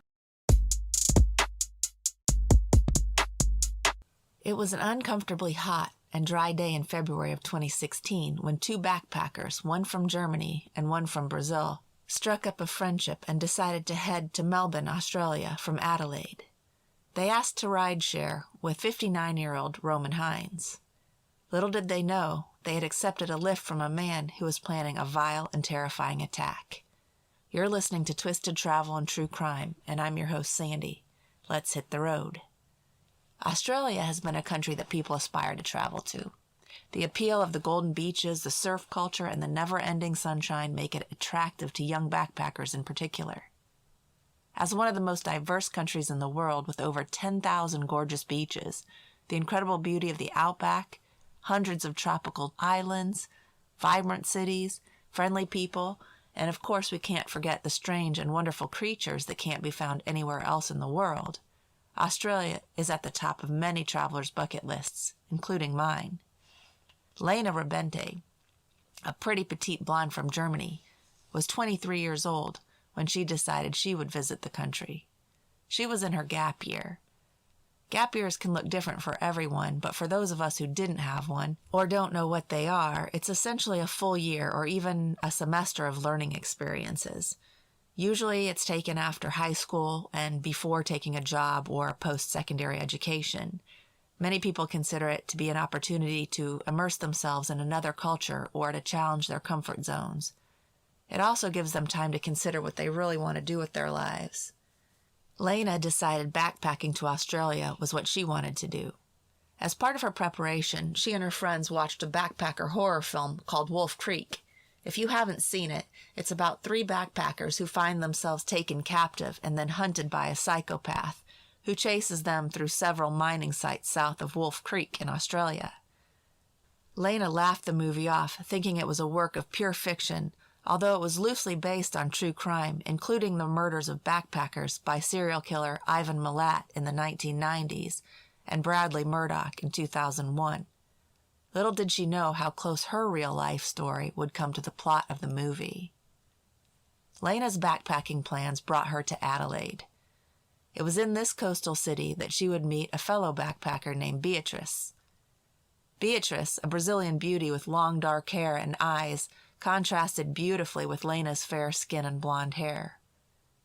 Beatrice was in Australia because she had met a young man online. She'd spent a week with him before deciding to take some short trips to see the sights.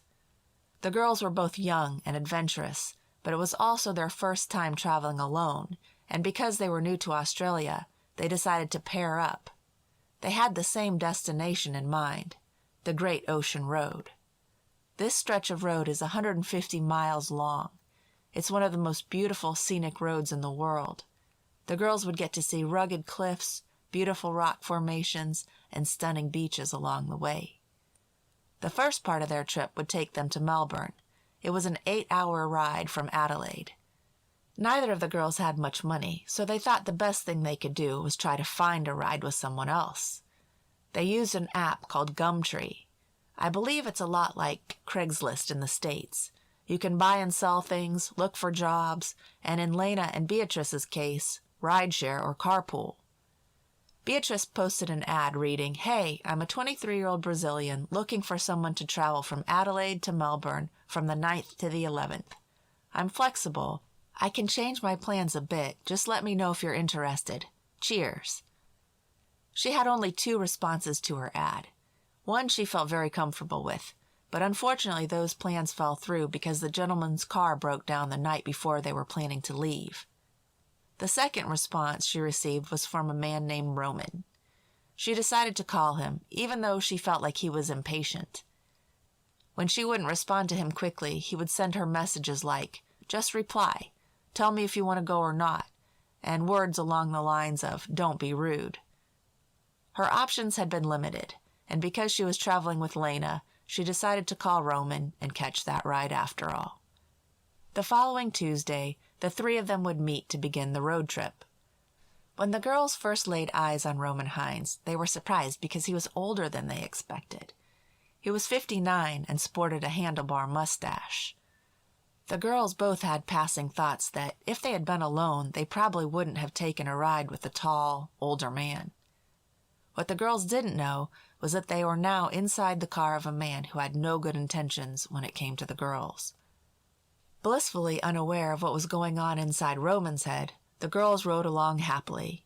Beatrice took a short video of the three of them driving together. She has a huge smile on her face, the windows are open, and the fresh sea breeze is blowing in their faces. She's in the passenger seat next to Roman, and Lena is sitting in the back seat with their bags.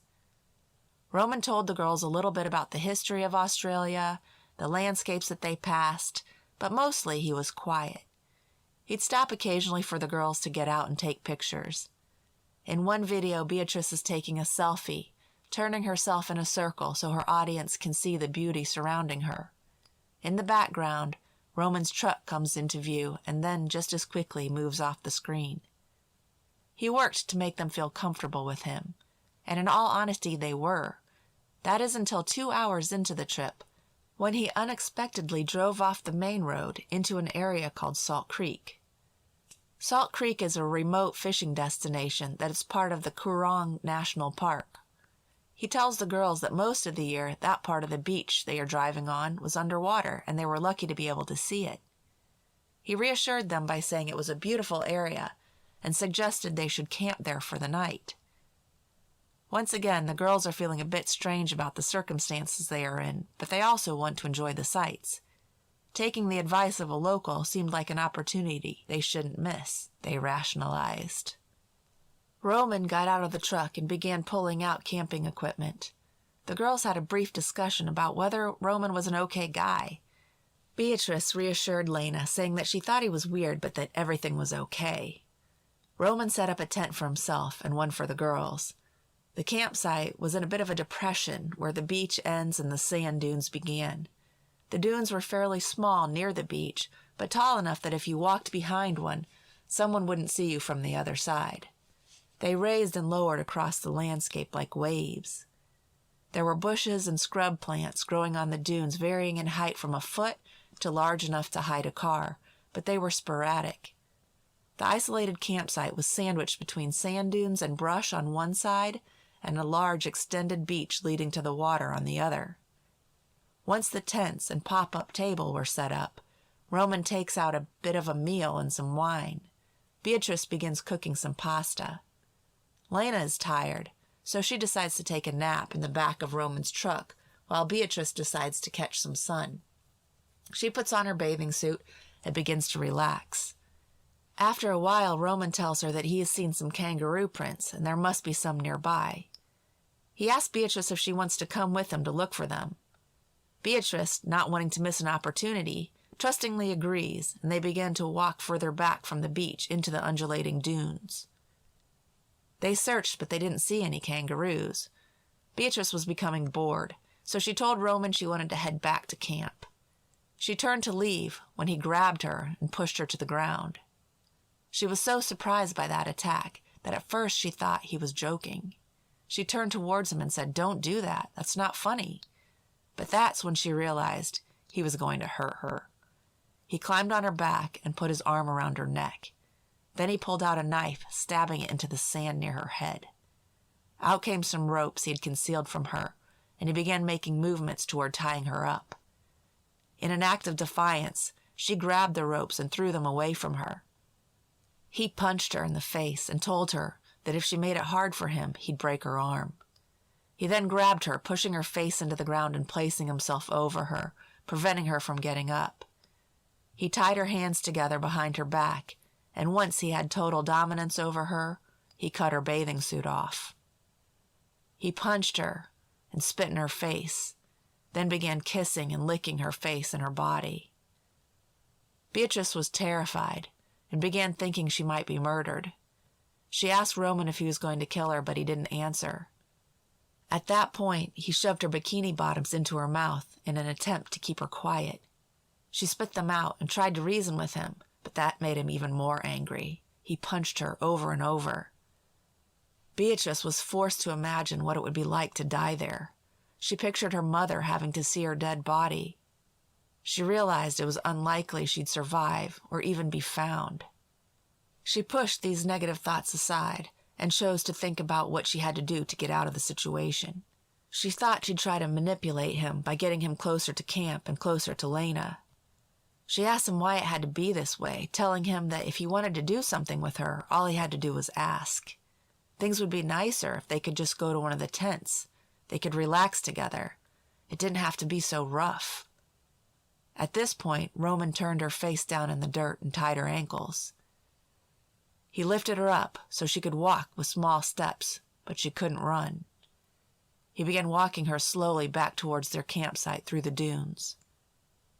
When the tents came into sight, Roman began having second thoughts, and he started to turn Beatrice away from the tents. She knew she only had one chance, so she screamed at the top of her lungs for Lena, hoping her screams would wake the sleeping girl up. In response to the screams, Roman punched Beatrice again and climbed on top of her. Luckily, Lena did hear the scream. She heard the terror in Beatrice's voice and jumped out of the car. She walked around the front of the vehicle listening for a second scream, but heard nothing. It had been a miracle that she heard the sound of Beatrice's scream over the sound of the wind and waves in the first place, but now she had to figure out where Beatrice was. As she wandered in the direction she thought the sound had come from, she saw Roman leaning over Beatrice's naked body. She was shocked by what she saw, and her first emotion was anger. She yelled at him, shouting, "Let her go! Let her go!" She couldn't believe what her eyes were telling her. Lena grew more angry and wondered how the hell Roman could do this to Beatrice. Lena kept yelling at Roman, telling him to get off of Beatrice. He turned to face Lena. He tried to explain himself and said disgustingly, "I just wanted to try her." Then he began to chase Lena. Lena ran as quickly as she could back towards the truck. Beatrice was screaming after her, telling her to run and be careful because she thought Roman had an axe. He was holding something with a handle as he chased Lena. Lena ran for her phone in the truck. She wanted to call the police. As she opened the door, Roman caught up to her. She told him all she wanted was her bag. He yelled back at her, "Yeah, get your fucking bag." As she turned away from him to reach inside, he hit her on the top of the head with a hammer as hard as he could. Lena thought she was going to die. It hurt so badly.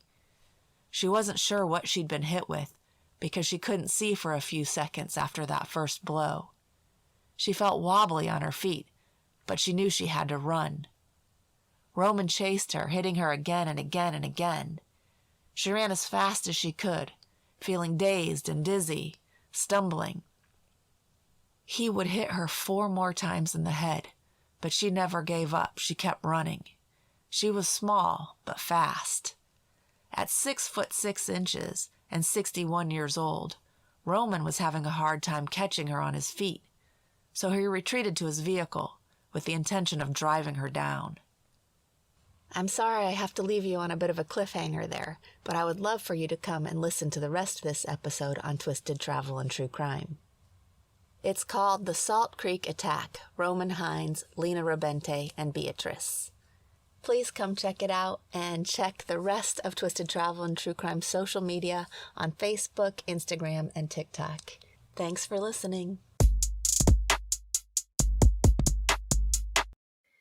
Excuse Me, That's Illegal is a true crime comedy podcast that brings a lighthearted touch to some of the most outrageous and illegal acts. It's the perfect blend of humor and crime. Hey there, potential new listeners. I'm Leroy, host of the hit true crime podcast, Excuse Me, That's Illegal, where I cover only the pettiest of criminals. I'm dropping new episodes every 10 days, and you can find Excuse Me, That's Illegal anywhere you get your favorite podcasts. I would love to have you come join me.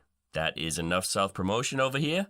Now let's get into a story about an old lady you do not want to mess with. And we are headed over to Rochester for this one, baby. Rochester is the 3rd most populous city in the state of New York, beaten only by New York City and Buffalo. Some notable people born in Rochester include a couple of old dogs in Robert Forrester and John Lithgow. Great actors. So not too shabby as far as that goes. As for crime, is Rochester a safe place to live?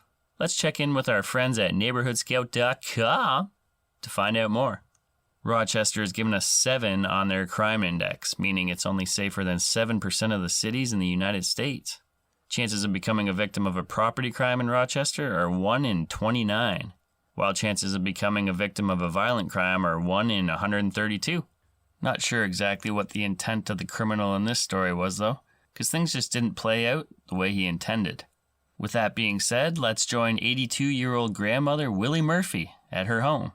The date is November 21st, 2019. It's a Thursday night, a little before 11 p.m., and Willie, well, she's winding down and getting ready for bed. 11 p.m. on a Thursday night and she's still up. What, is she a rock star or something?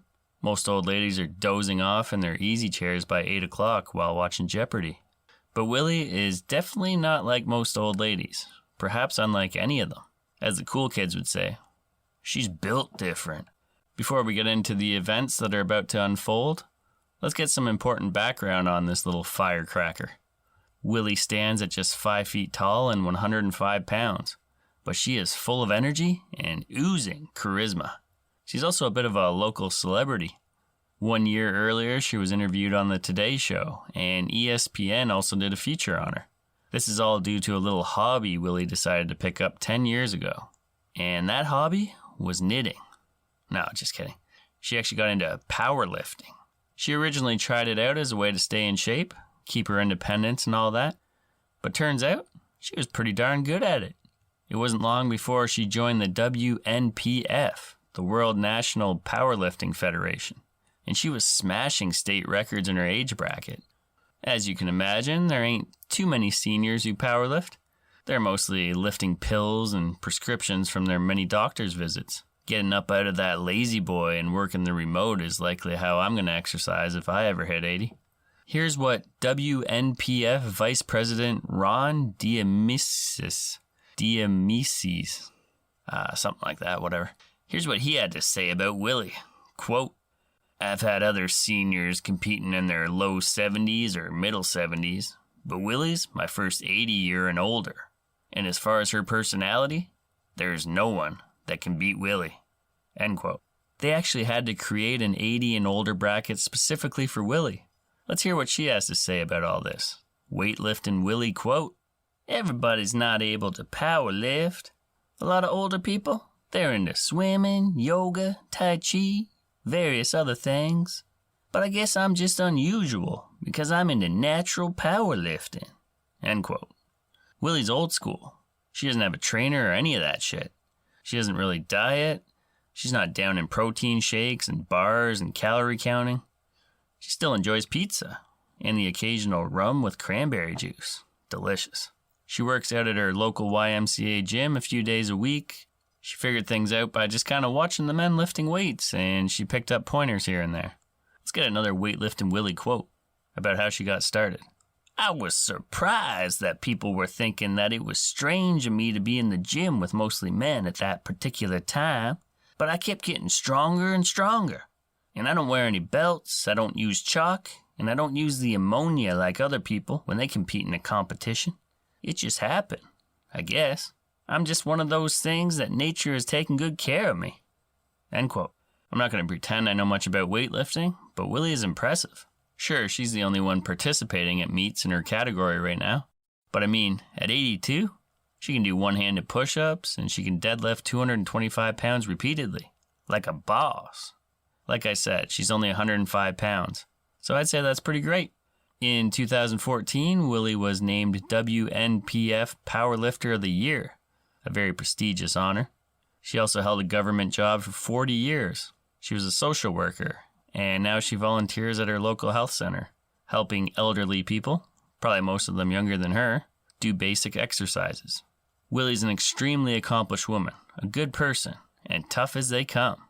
Okay, I think we've got a pretty good handle on old Willie here, and what she's all about.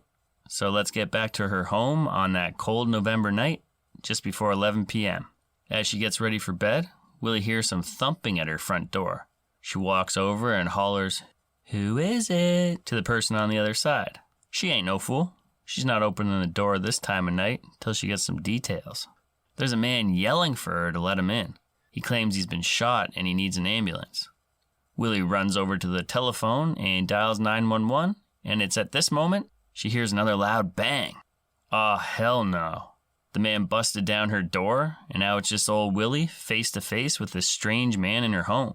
And guess what? He hasn't been shot. It was all a ruse. That's when the pruny powerlifter springs into action.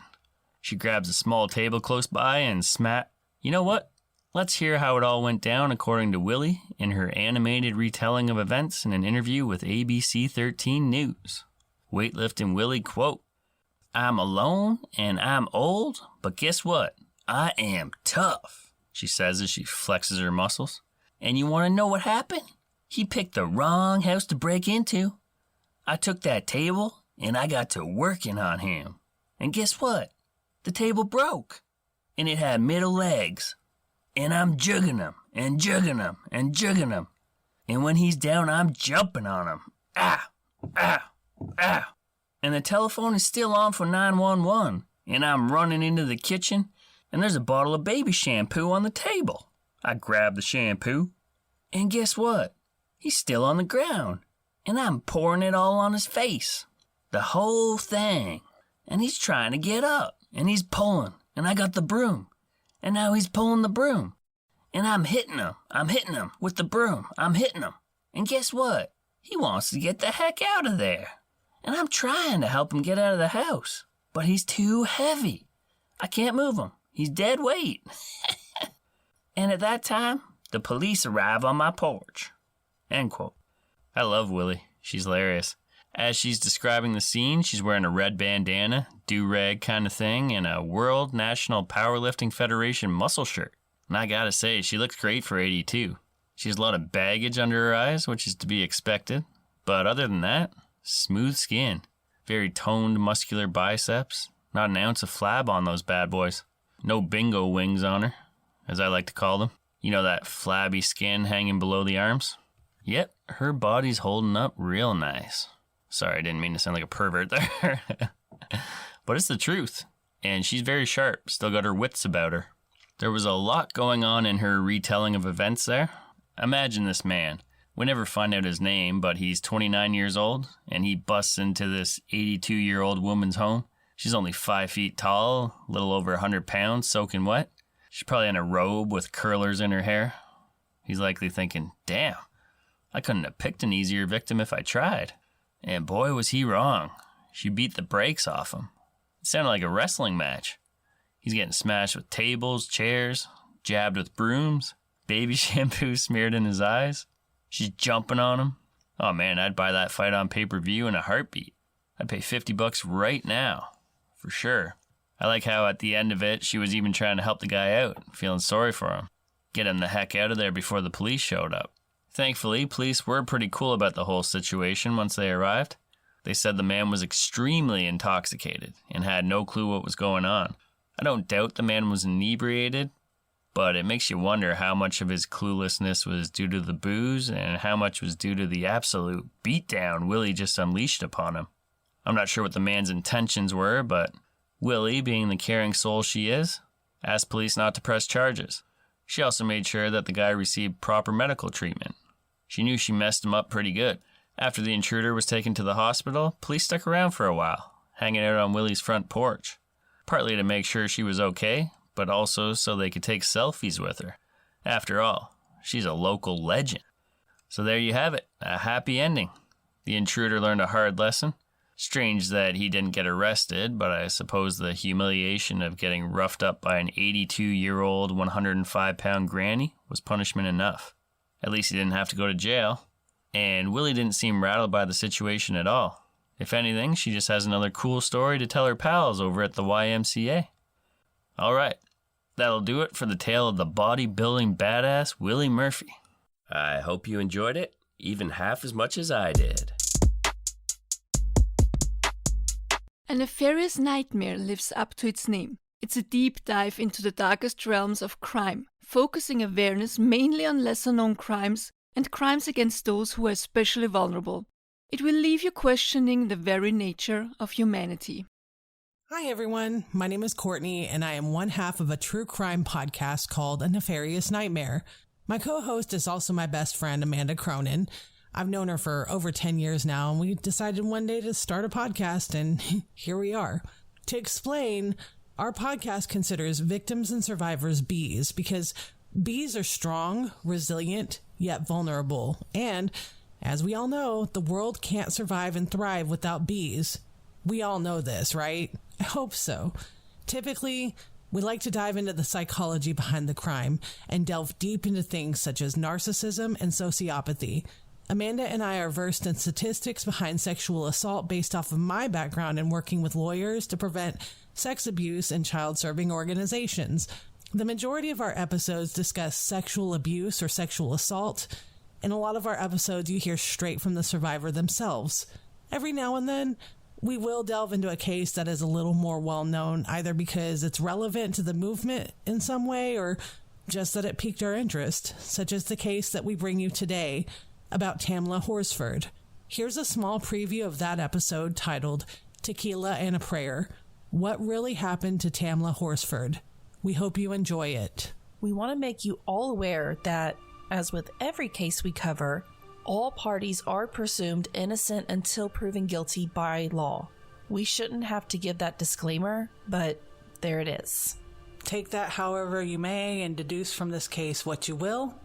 We have our own minds made up, and I think after listening to this podcast as a whole, you can probably guess what that is, but please draw your own conclusions. Always keep the victim and their family in your mind when doing so. Forsyth County, Georgia has a major history of extreme racism, starting around 1912. In 1910, there were just over 10,000 white and 1,000 black people residing in Forsyth County. There are several examples of the history of severe racism, which you will come across in a quick Google search. But one major example is that on September 9th, 1912, a white 18-year-old girl named May Crow was found brutally raped and murdered in a wooded area. The only item that was found by police was a small pocket mirror nearby, and it was assumed to have belonged to a 16-year-old boy by the name of Ernest Knox. Shortly after, he and a few friends were arrested despite there being no link to the crime. One of his friends was a 24-year-old by the name of Rob Edwards. He is important, so remember his name. They did live close by and they were all black, so it's been alleged that they were targeted due to those facts. False confessions have been a topic brought up in many true crime shows and podcasts, and it's been believed that Ernest gave a false confession because he was taunted and threatened by the lead deputy via mock lynching. All of them were arrested and then held at the county jail. There was quite a bit of public outrage, and an all-white mob then busted in and shot Rob, murdering him, and then they dragged him through the streets right up to the entrance of City Hall, where he was then hanged publicly from a telephone pole as if to send some message. The mob then went door to door, demanding that all black residents leave the county within 24 hours, and then they'd ransacked their homes, killed their livestock, and destroyed everything that they owned. This county stayed primarily white until 1987, when this quote-unquote racial cleansing was highly publicized. Activists and allies protested to remind the county of the heavily racist past, while several white residents retaliated with a so-called peaceful protest in response, holding signs saying things such as, "Keep Forsyth white," and hurled slurs and hate at the black residents. The white residents also threw rocks and other heavy items at them. So today, the county has a population of more than 244,000, and while more than 182,000 are white, only 9,500, or 4%, are black. So it's changed, but not by much. As a whole, this was known as, quote, racial cleansing that drove 1,100 black residents out of Forsyth County, end quote, according to one of our sources. All of this to say, essentially, it hasn't gotten better. We, as well as many others, agree that this is hugely relevant to the entire story. So, it's important to be aware that while we do not know whether anything had happened to Tamla was racially motivated or not, we do know that there are racist undertones that do take place in the county altogether, as well as in this case, which includes some insensitive and tone-deaf things that were said after she had passed. Some will argue that because there's a minority that's also highly suspicious in this case, that this can't be a racism issue. I'm here to tell you that this is not at all true. Please remove that from your mind moving forward when listening to this episode.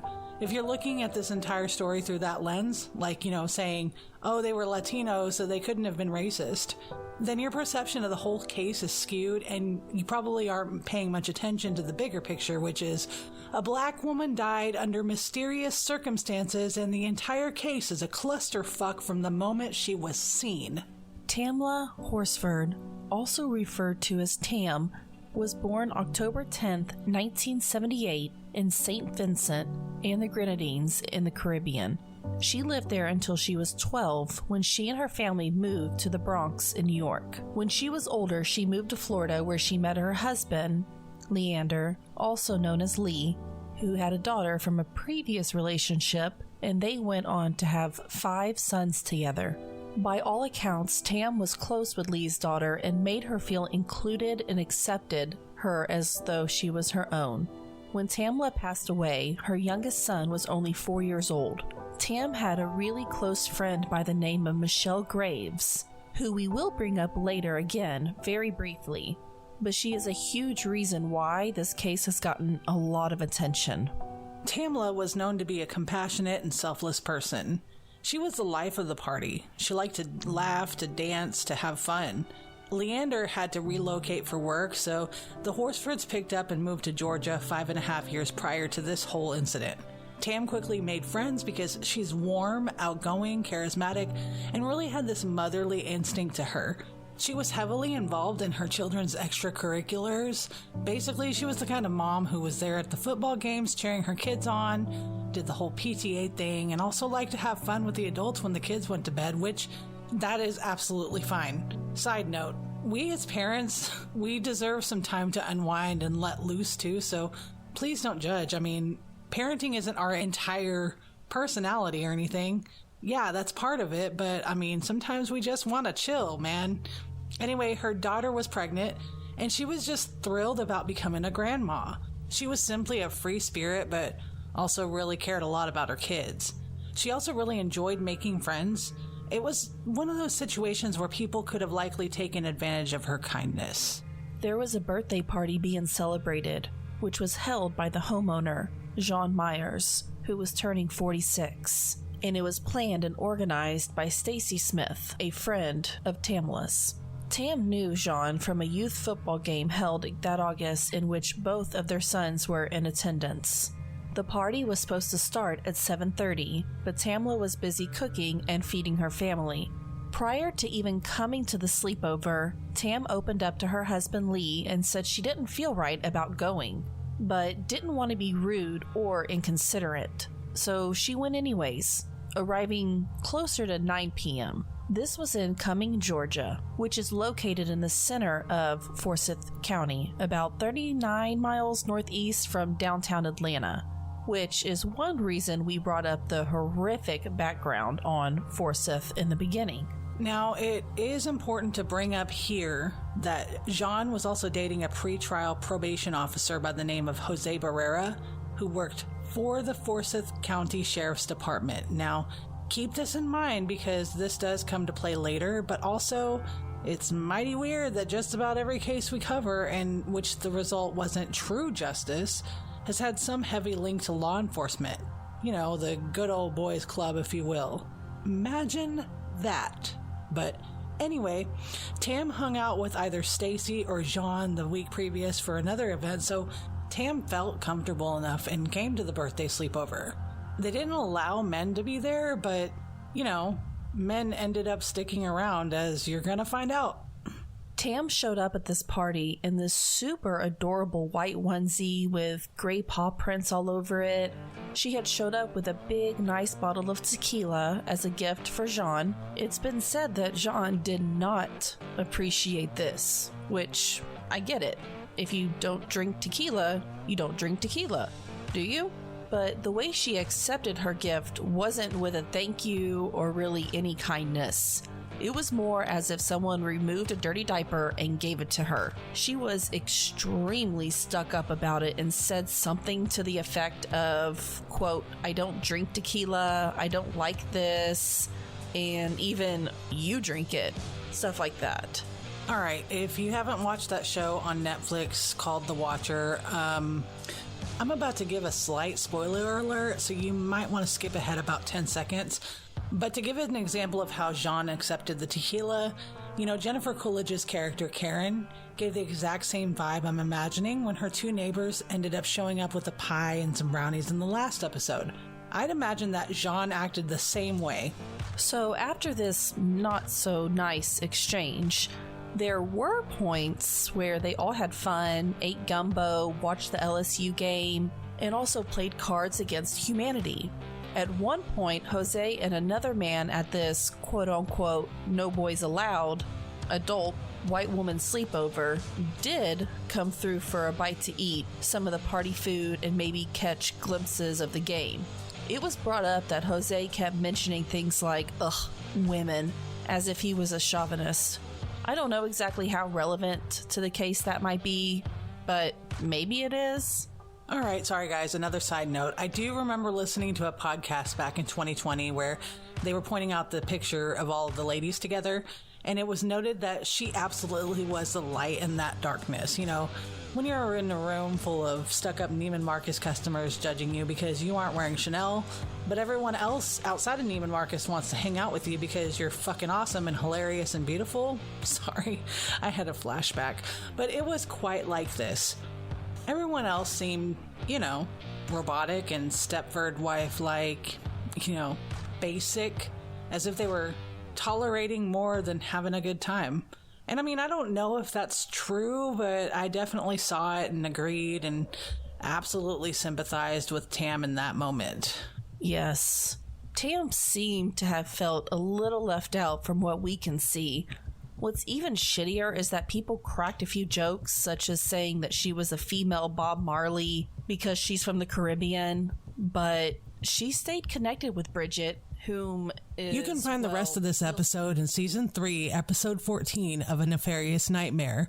If you've gained some insight or really just enjoyed this episode, we have over 120 episodes for you to binge. That's 6 full seasons of content for your new year, new binge. You can find A Nefarious Nightmare anywhere you listen to this podcast. Thank you so much for featuring us on your platform. And like we tell everybody listening, be vigilant. For when you mess with the bees, you get the hive. New episodes every Tuesday at midnight Central.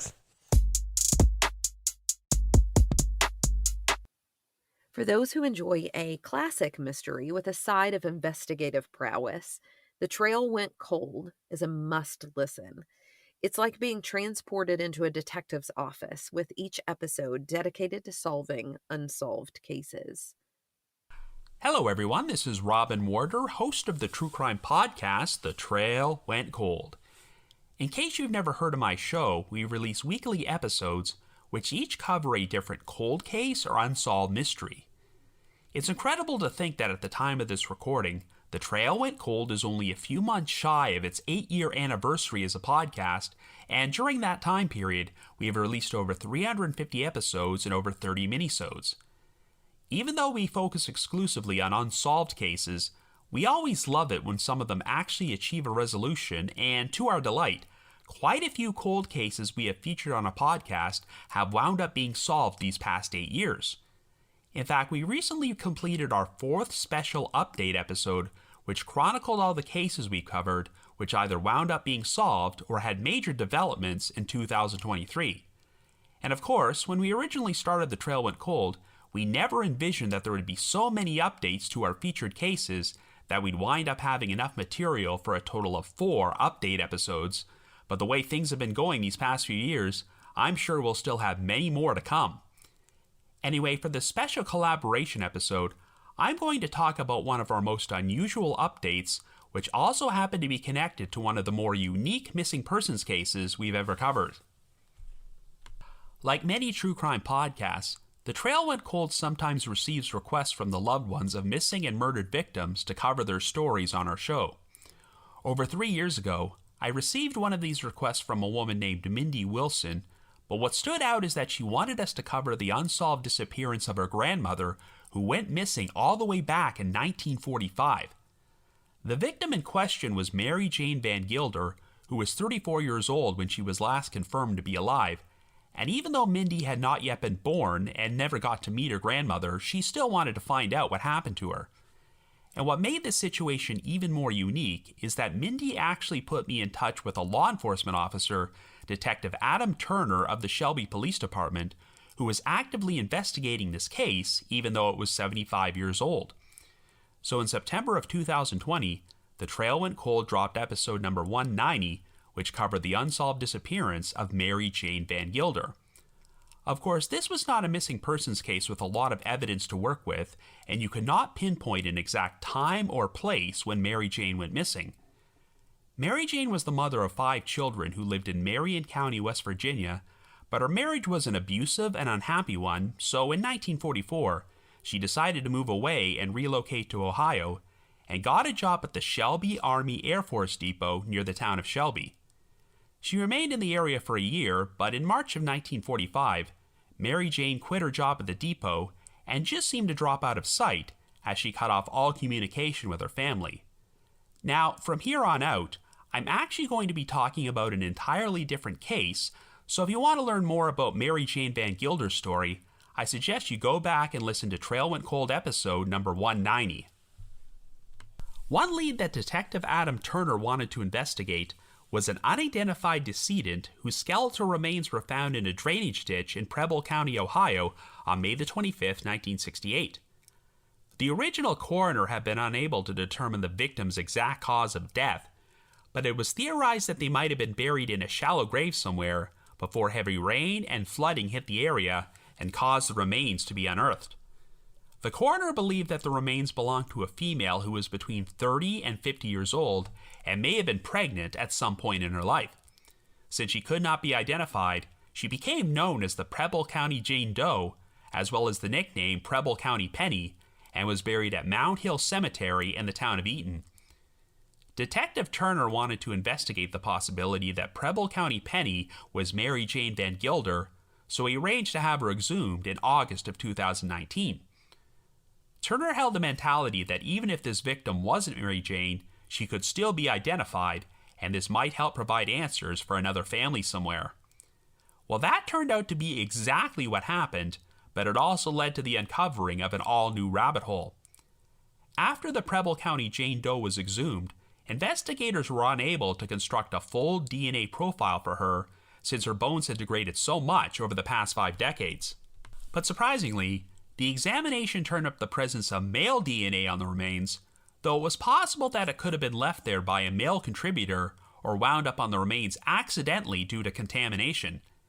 It would take about 3 years in order to construct a full DNA profile for this victim, and it came about after the Shelby Police Department partnered with an organization called Moxie Forensic Investigations, who specialized in identifying unknown decedents.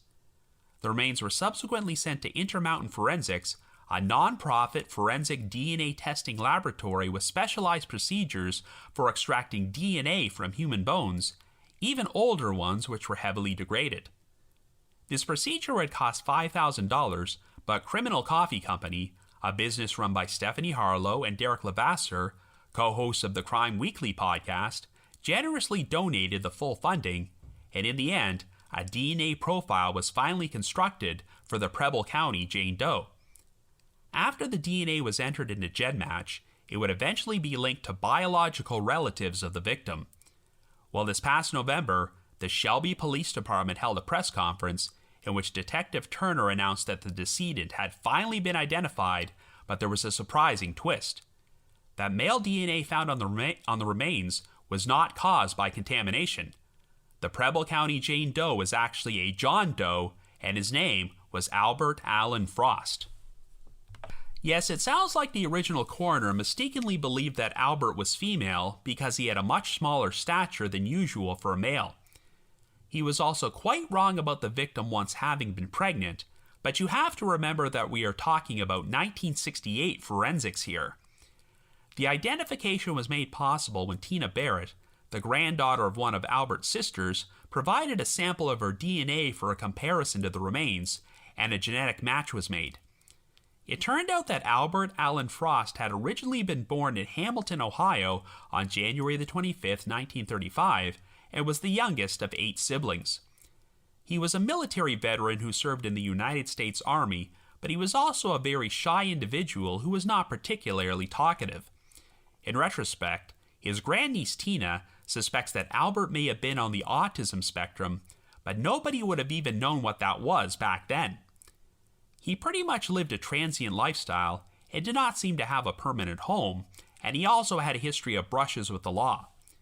Since Albert would drift in and out of his family's lives and disappear for long periods of time without settling down, this probably explains why he was never officially reported missing.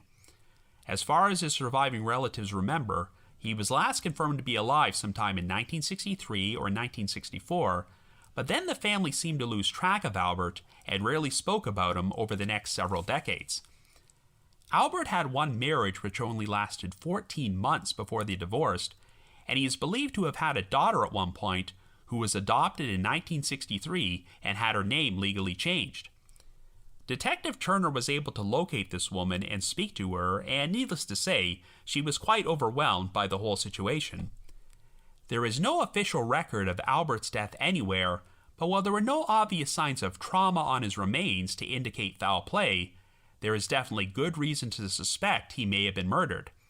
After all, if the theory about the flooding having unearthed Albert's remains from a shallow grave is correct, then someone had to bury him there. While 2 of Albert's closest surviving relatives are his nieces, Denise Frost and Diana Frost Russell, the surviving daughters of one of Albert's brothers, George Frost. They both claimed that when they were children, there was always a rumor circulated among the family that Albert had been murdered before his body was rolled up in a piece of carpet and left on someone's porch.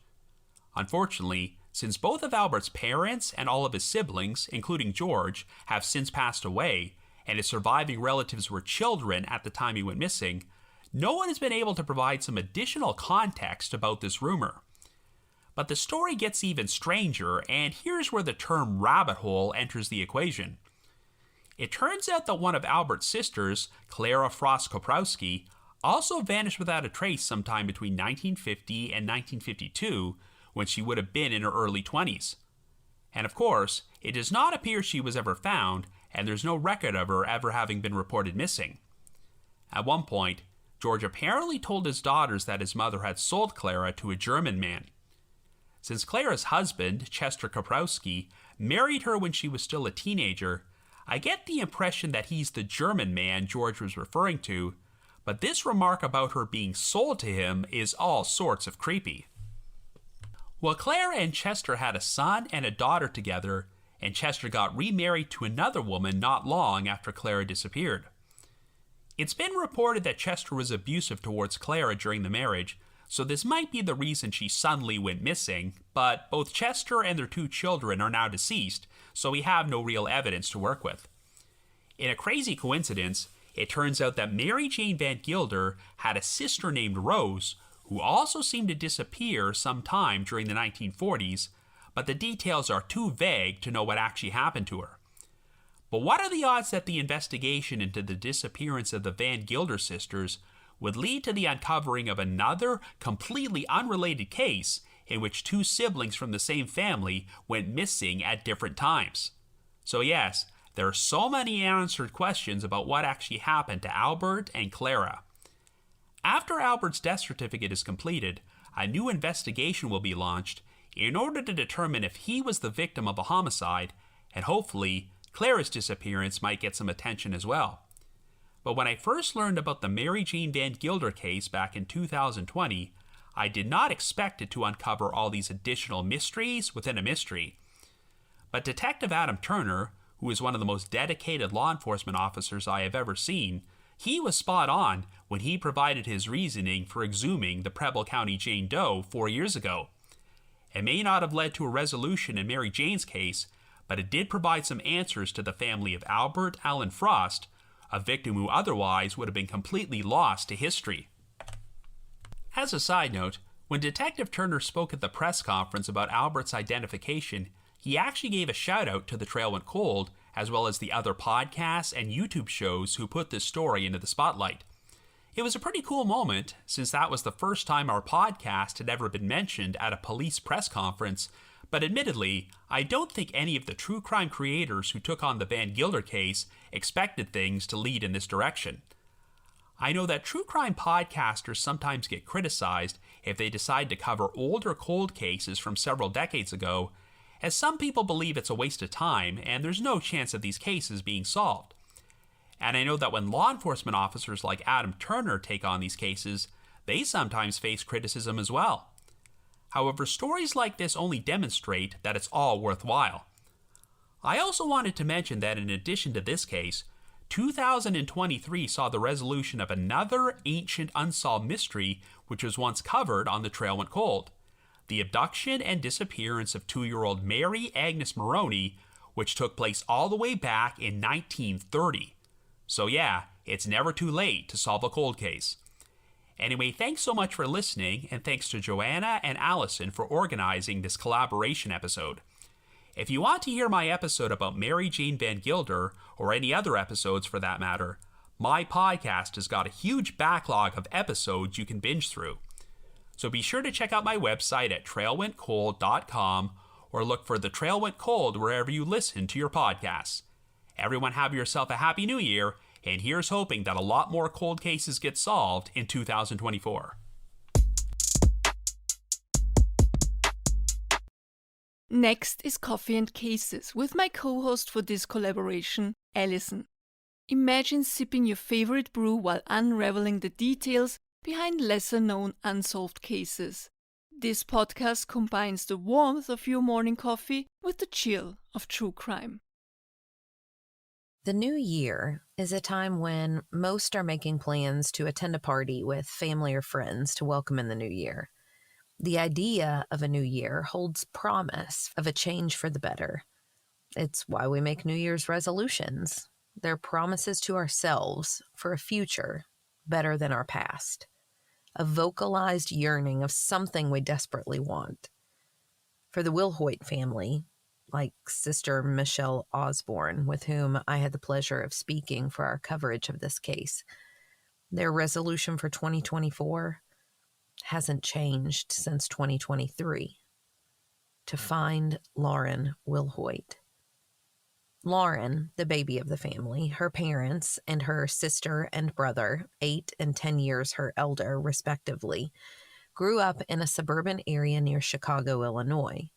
When Lauren's brother and then her sister graduated high school and joined the military, it effectively meant that Lauren was almost like an only child at home. In high school, Lauren was introduced to marijuana and later to heroin. That introduction effectively started a battle with addiction that Lauren would face her whole life. Now, we make it a point on our show to emphasize that factors like addiction, mental health, homelessness, and other factors have no bearing on the value of human life. Much of the time, though, unfortunately, it's those cases that don't get the same coverage as others, leaving families feeling often like they're fighting for answers and justice alone. The picture I'd like to paint instead is what Michelle envisions when she thinks of her favorite memory of her sister Lauren. Here's Michelle. Probably my favorite would be when we were all little. My brother played in football, like the town's football team. I was a cheerleader, and she wanted to do everything that like my brother and I did. And my mom ended up sewing her like her own little cheerleading costume. I think she's probably like 3 or 4, Cute. like barely talk, barely walk, cute little chubby cheeked girl. But she was like our little mascot, our little cheerleading mascot. And and that's basically how she was her whole life, like goofy, adorable person. A few years after high school, Lauren and her boyfriend Mike moved to Melrose Park, an incorporated area also known as Layton Park, a neighboring town to where she grew up, right outside of Cook County in Illinois.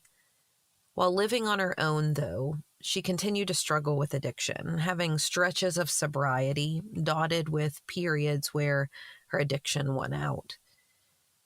Despite her personal battles, she stayed in contact with her family, who were always trying to be a cheerleader for her in the same way that she was for others.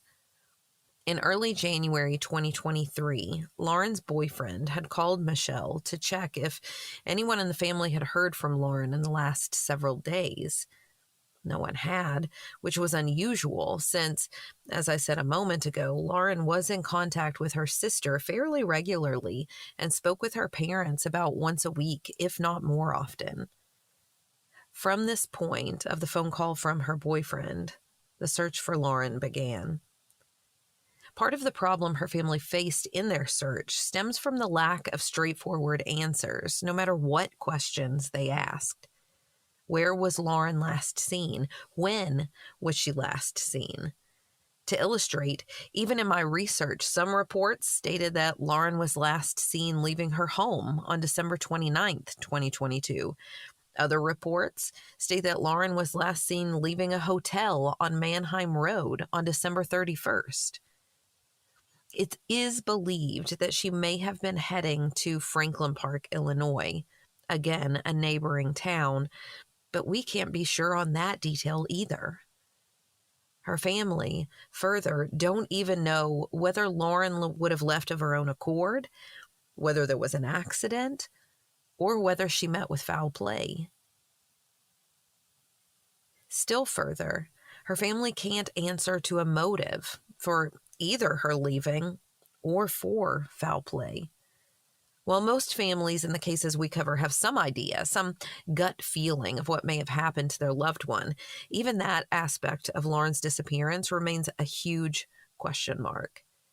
I asked Michelle, since there wasn't one theory that made more sense to her than any other, if there were at least a theory that she believes could be ruled out. But even that was something she didn't feel comfortable doing. What have been the tips or the rumors that you've learned over the course of this last year?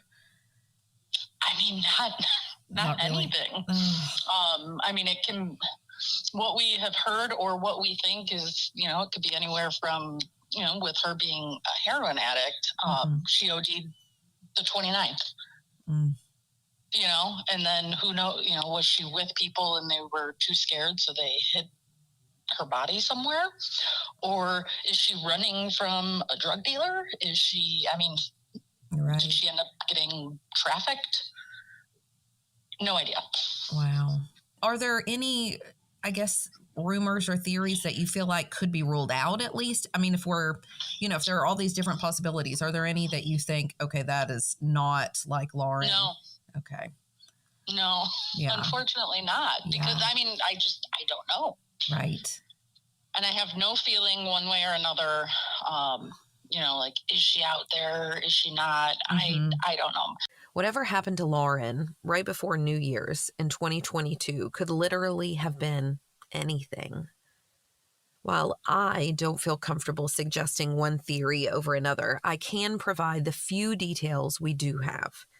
Here's what we know from Lauren's final days. We know that Lauren spoke to Michelle on December 28th, and that she didn't mention anything particularly troubling to her sister.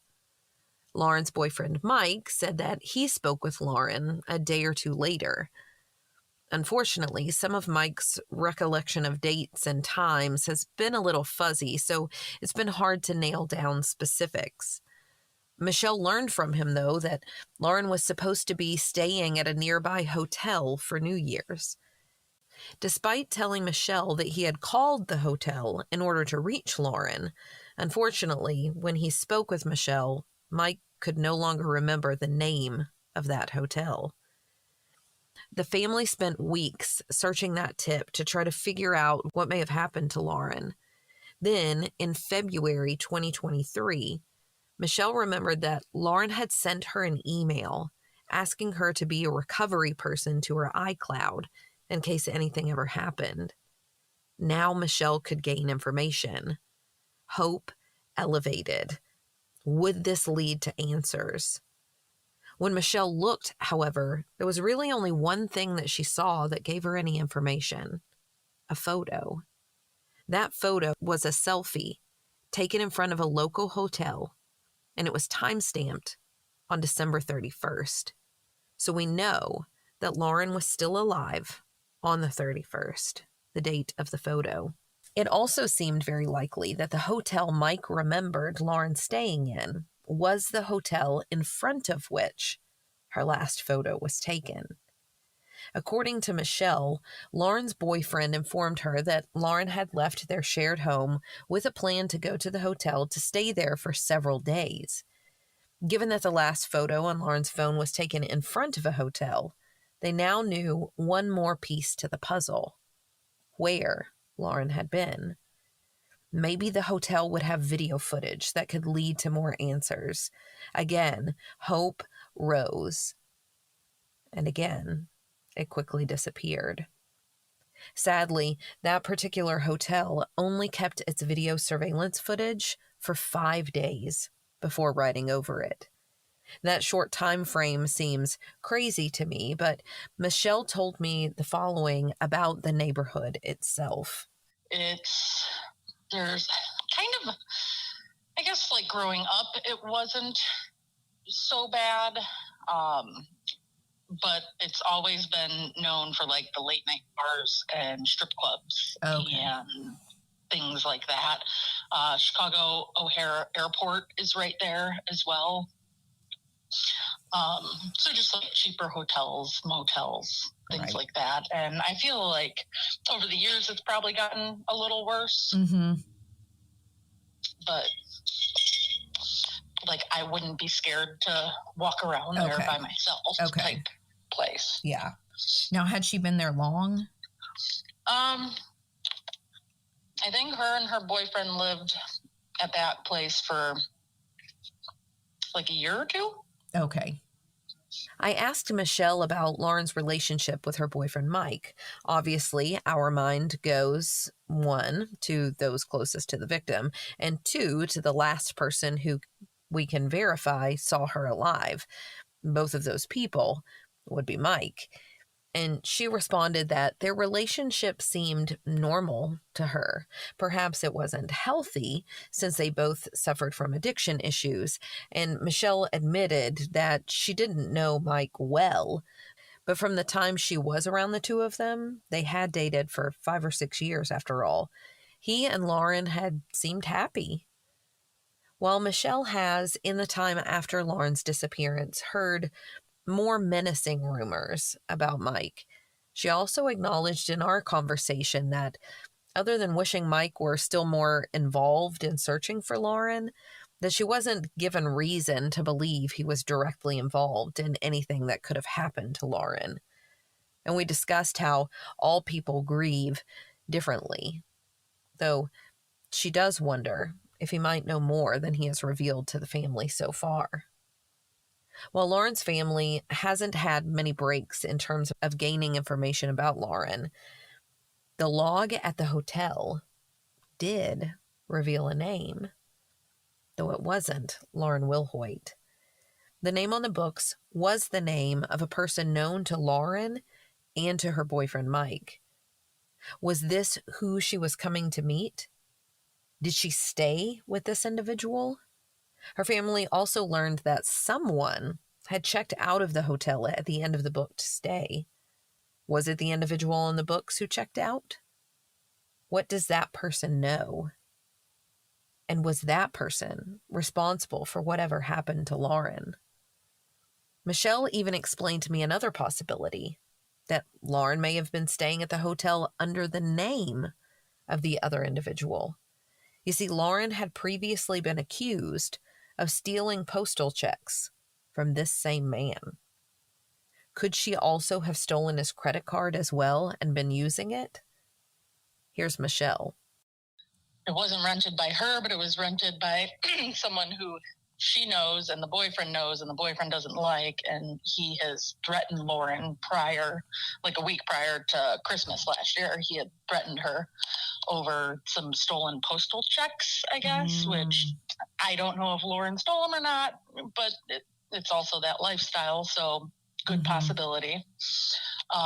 So I also don't know then, did this person actually rent that room, or did my sister steal his credit card information and rent it herself? I gotcha.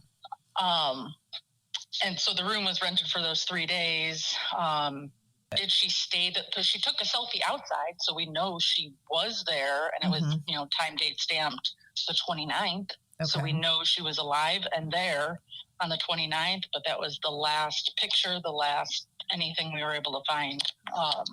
So we don't know how long she stayed there, but whoever checked out of the room on the 31st or the 1st, whatever it was. But we don't know who. Unfortunately, that detail too led to even more questions. Was it Lauren who checked out? Was she still alive at that point? If so, where did she go? Some have argued that Lauren may have left of her own volition to escape from the problems still chasing her from her past, or to escape from drug dealers.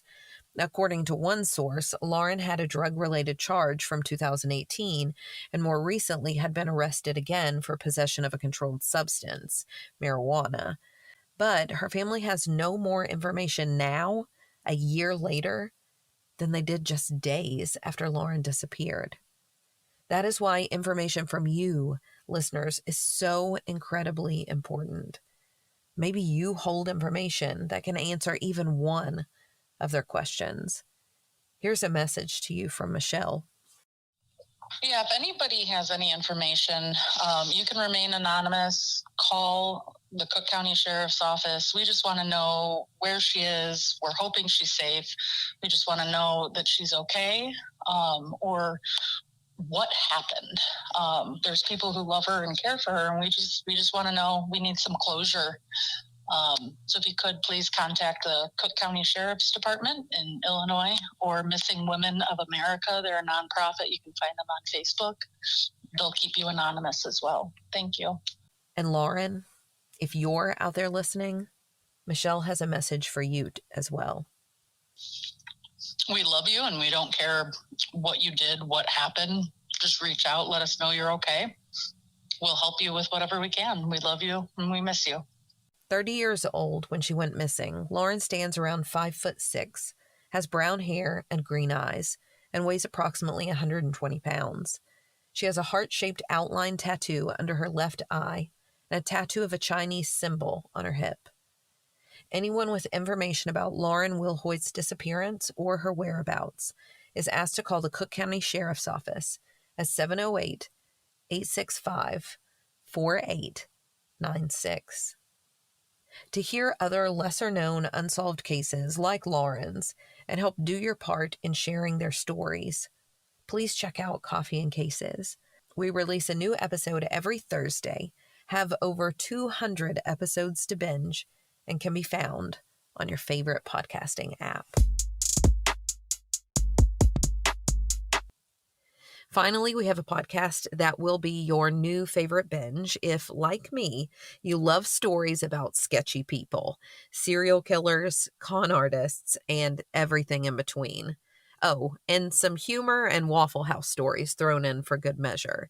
It's True Crime Creepers.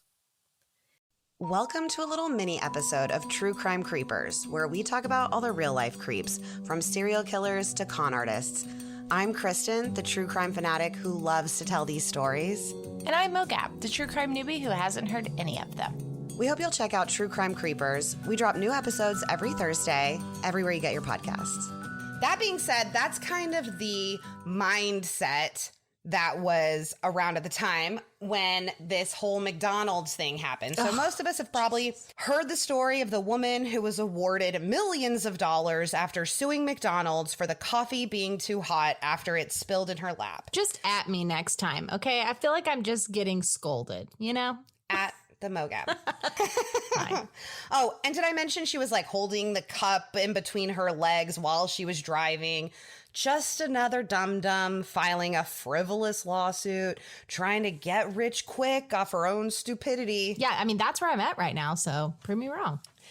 This woman became the laughingstock of the entire country, but it was way more insidious than even that. I mean, it struck fear in the country, this idea that these people were just out there being stupid, suing whoever they could, and then being rewarded for that.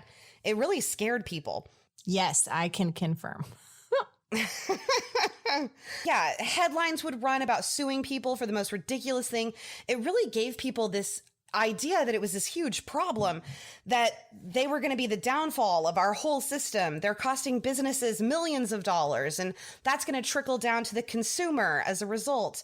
And we're going to end up paying more because some lady was dumb enough to drive around with coffee between her legs and then have the audacity to sue for it being too hot. The McDonald's coffee case became the definition of a frivolous lawsuit, practically synonymous with the term.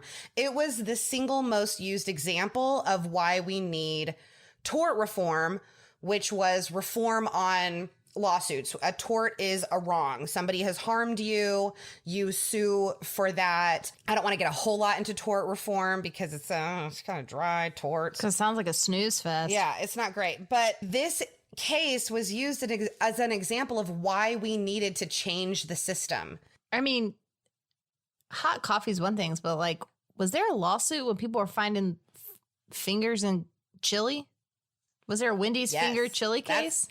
Sure is. Oh, okay. That's totally different though, because if somebody actually did find a finger in Wendy's chili, I think everybody would say, yeah, you have the right to sue. The issue with that case was nobody believed that this woman actually found the finger, which then leads to a whole other issue of where this finger come from. That's also a whole nother story. Okay, I want that to be the next mini-sode. And then for the third mini-sode, I'll tell you about Siz's tooth in the grits at the Waffle House. No. Okay, so what are the facts? What actually happened with this case? Well, hold on to your leggings. I'm bringing that back. I will tell you. I'm actually wearing joggers. Hold on to your joggers. Stella Liebeck was 79 years old when this whole thing went down. Aww. I know. She'd been working full-time in a department store until about a week before.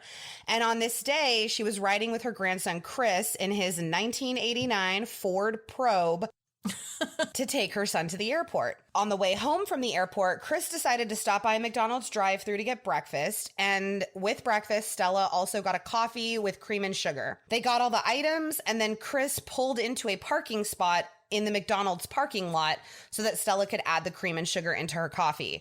It was widely spread that she spilled the coffee while she was driving. She's driving, she has the coffee stuck between her legs, and it spills and she sues. That was the common story. But in actuality, they were in a parked car when this happened. This super awesome Ford Probe, I'm sure, had many wonderful features, but cup holders were not amongst them.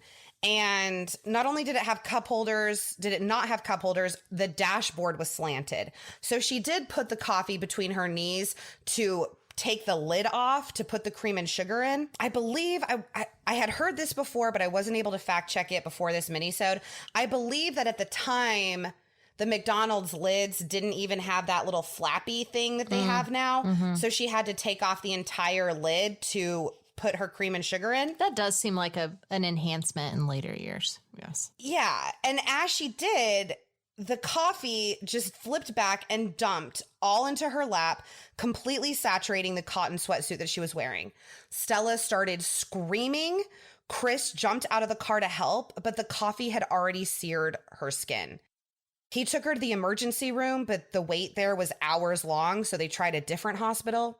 It was about 45 minutes since the incident before doctors were able to look at Stella, and they saw that she had 16% of her body was burned, and 6% of that were third-degree burns, covering her groin, thighs, genitalia, and butt. Why is it that hot? She was in cotton. Yes. And unfortunately, I have seen the pictures and they are, I mean, it's terrible. Third-degree burns extend through every layer of skin, like almost down to the tissue they can. And she had them in the worst places. Anyone that has had third-degree burns can attest. It is a brutal injury. I couldn't imagine being burned that badly. Didn't you get them on your arms or your chest or something? Yeah, I had them on my arm. Yeah, I still have the scars from when I landed on a stove. Doctors initially thought that Stella wouldn't even survive these burns. She almost died. From coffee? From how hot this coffee was. How is that possible? They had to take skin from her outer thigh and graft it onto her inner thigh, permanently disfiguring her. I saw these pictures in the documentary Hot Coffee, and they show the pictures, so watch it at your own risk because it's horrifying. She could not get out of bed for a full 3 days. She spent 7 days in the hospital. Doctors wanted to keep her longer, but Stella knew that she couldn't even afford the medical bills she'd already racked up. So she went home, where she spent another 3 weeks recovering. Oh my God. Her daughter had to take off work to stay with her and take care of her. So McDonald's serves their coffee at a temperature between 180 degrees and 190 degrees. That's 20 to 30 degrees hotter than the coffee served at most other restaurants. For reference, Starbucks coffee is served between 150 to 170 degrees, and Dunkin' is served between 165 and 180. Why would you not? The audacity for you to rattle off Starbucks and Dunkin' and not even give me the Waffle House coffee, which burned me for years. You better look that up right now and tell me. I spilt coffee on me once a day at the Waffle. Oh, God. But I mean, it would be like, oh, on your hand. But I mean, it wasn't leaving any marks. Always hot, always fresh. 208 degrees is the temperature that our Ninja coffee maker brews coffee at. That's unsafe. Yeah, it has to be really, really hot to brew. Oh, but it's served. It does not have to be that hot to serve. Got it. Do you think the employee would know if I called the Waffle House? Oh my God. No, but you need to anyways. Regardless, we all know coffee is hot. Coffee has to be brewed at extremely hot temperatures to get the flavors out of the coffee. But here's the thing. No one drinks it when it's that hot. People either have to sit there and wait forever for it to cool down, or they have to add milk or whatever to cool it off. That's what I do. Studies were done that show that people actually prefer to drink their coffee between 135 degrees and 162 degrees, which shows that coffee does not have to be served at or near brewing temperatures. Ugh. I think drinking hot stuff is gross. You can come at me all you want, but I'm just not a hot drinks gal.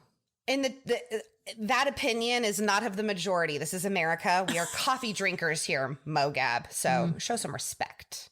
All right. I'll try.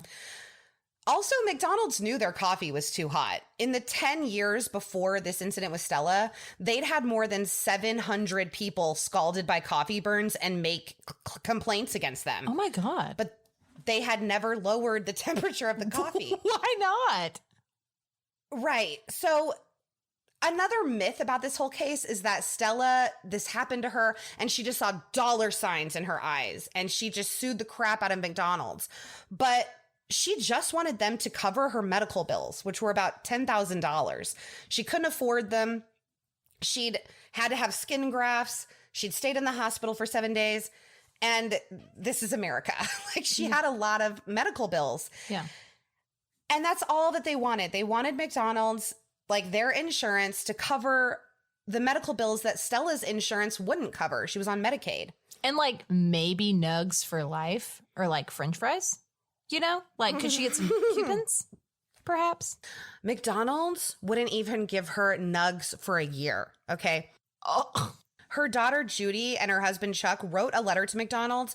They told them that machine must be too hot. They wanted them to just look at this machine and just fix it if it was broken, because they didn't think that it was possible that McDonald's policy was to keep coffee so hot that it could cause you to need skin grafts that it could literally from the kill burns. Yeah. And I don't think anyone would expect third-degree burns from a hot cup of coffee. They were just like, this has to be an aberration. Mm-hmm. And they said if it wasn't the machine's fault, then they should look at the policy of how hot they keep their coffee and make adjustments, because it's obviously dangerous. And also, will you pay for my mother's medical bills that are $10,000? Yeah. And McDonald's said, no, thank you. Will you take this $800 and please go away? So Stella's family was really upset. Yeah, Stella's family was really upset that McDonald's wouldn't give them more than $800. They didn't want millions. They just wanted her medical bills paid. $10,000 is like nothing to McDonald's, and it's devastating to Stella. Where did they get the 800 at even? Right. I have no idea. They were just like, what's the minimum amount we can offer to make her go away? So she took them to court. And at the trial, McDonald's defense was that people like coffee the way that they serve it. They sell over $1 million worth of coffee every day. Why fix what isn't broken? But McDonald's admitted they'd never actually tested if lowering the temperature would affect coffee sales, which was a real bad look on McDonald's, because they had been sued before by another burn victim and had promised to do that testing. Well, and these are different locations, yes? Like, so every McDonald's across America has scalding hot coffee and a broken ice cream machine. Like, those are the two identifying factors. The two things you can count on, yes. Yeah, because it was in their policy.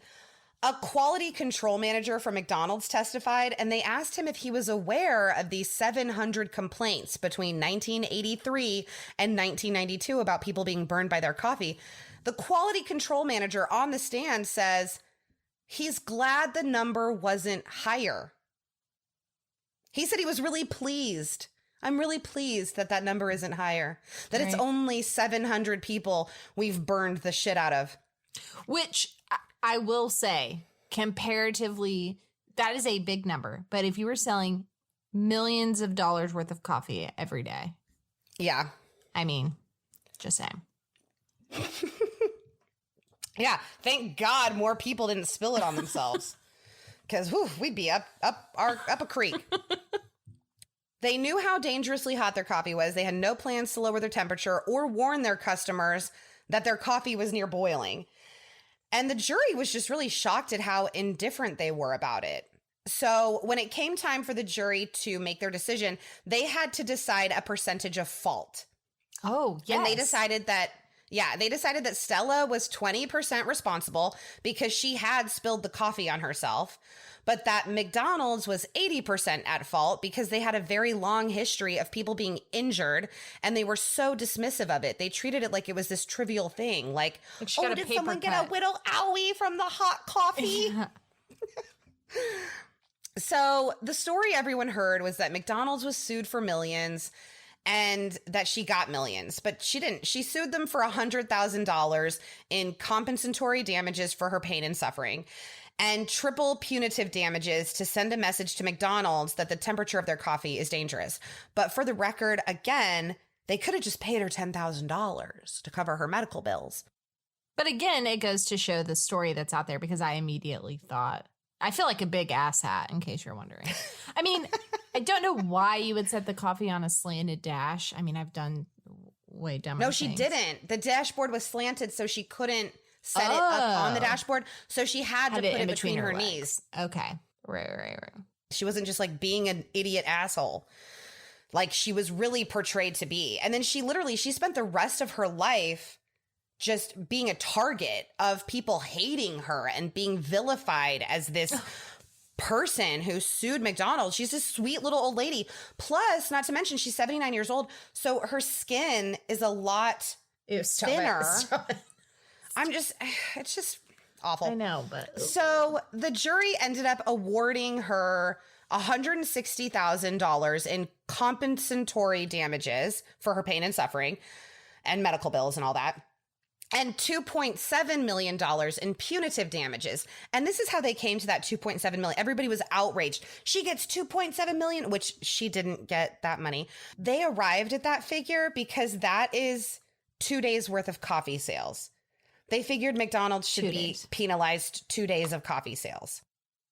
Which is crazy. Crazy. So the judge decided that 2 days worth of coffee sales was much too high, even though he also said that McDonald's had engaged in willful, wanton, and reckless behavior. He still reduced that amount to $480,000, which gave Stella a total of $640,000.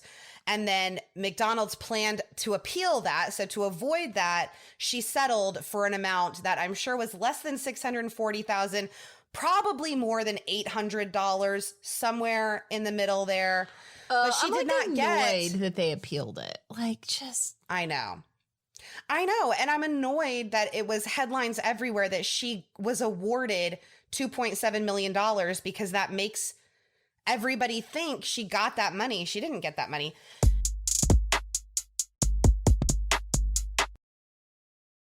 And there you have it, listeners. Another fantastic list to kick off your new year, new binge listening. Thanks for tuning in, and be sure to follow all of the podcasts you enjoyed so you'll never miss a new episode. Absolutely. Remember to follow them on social media as well.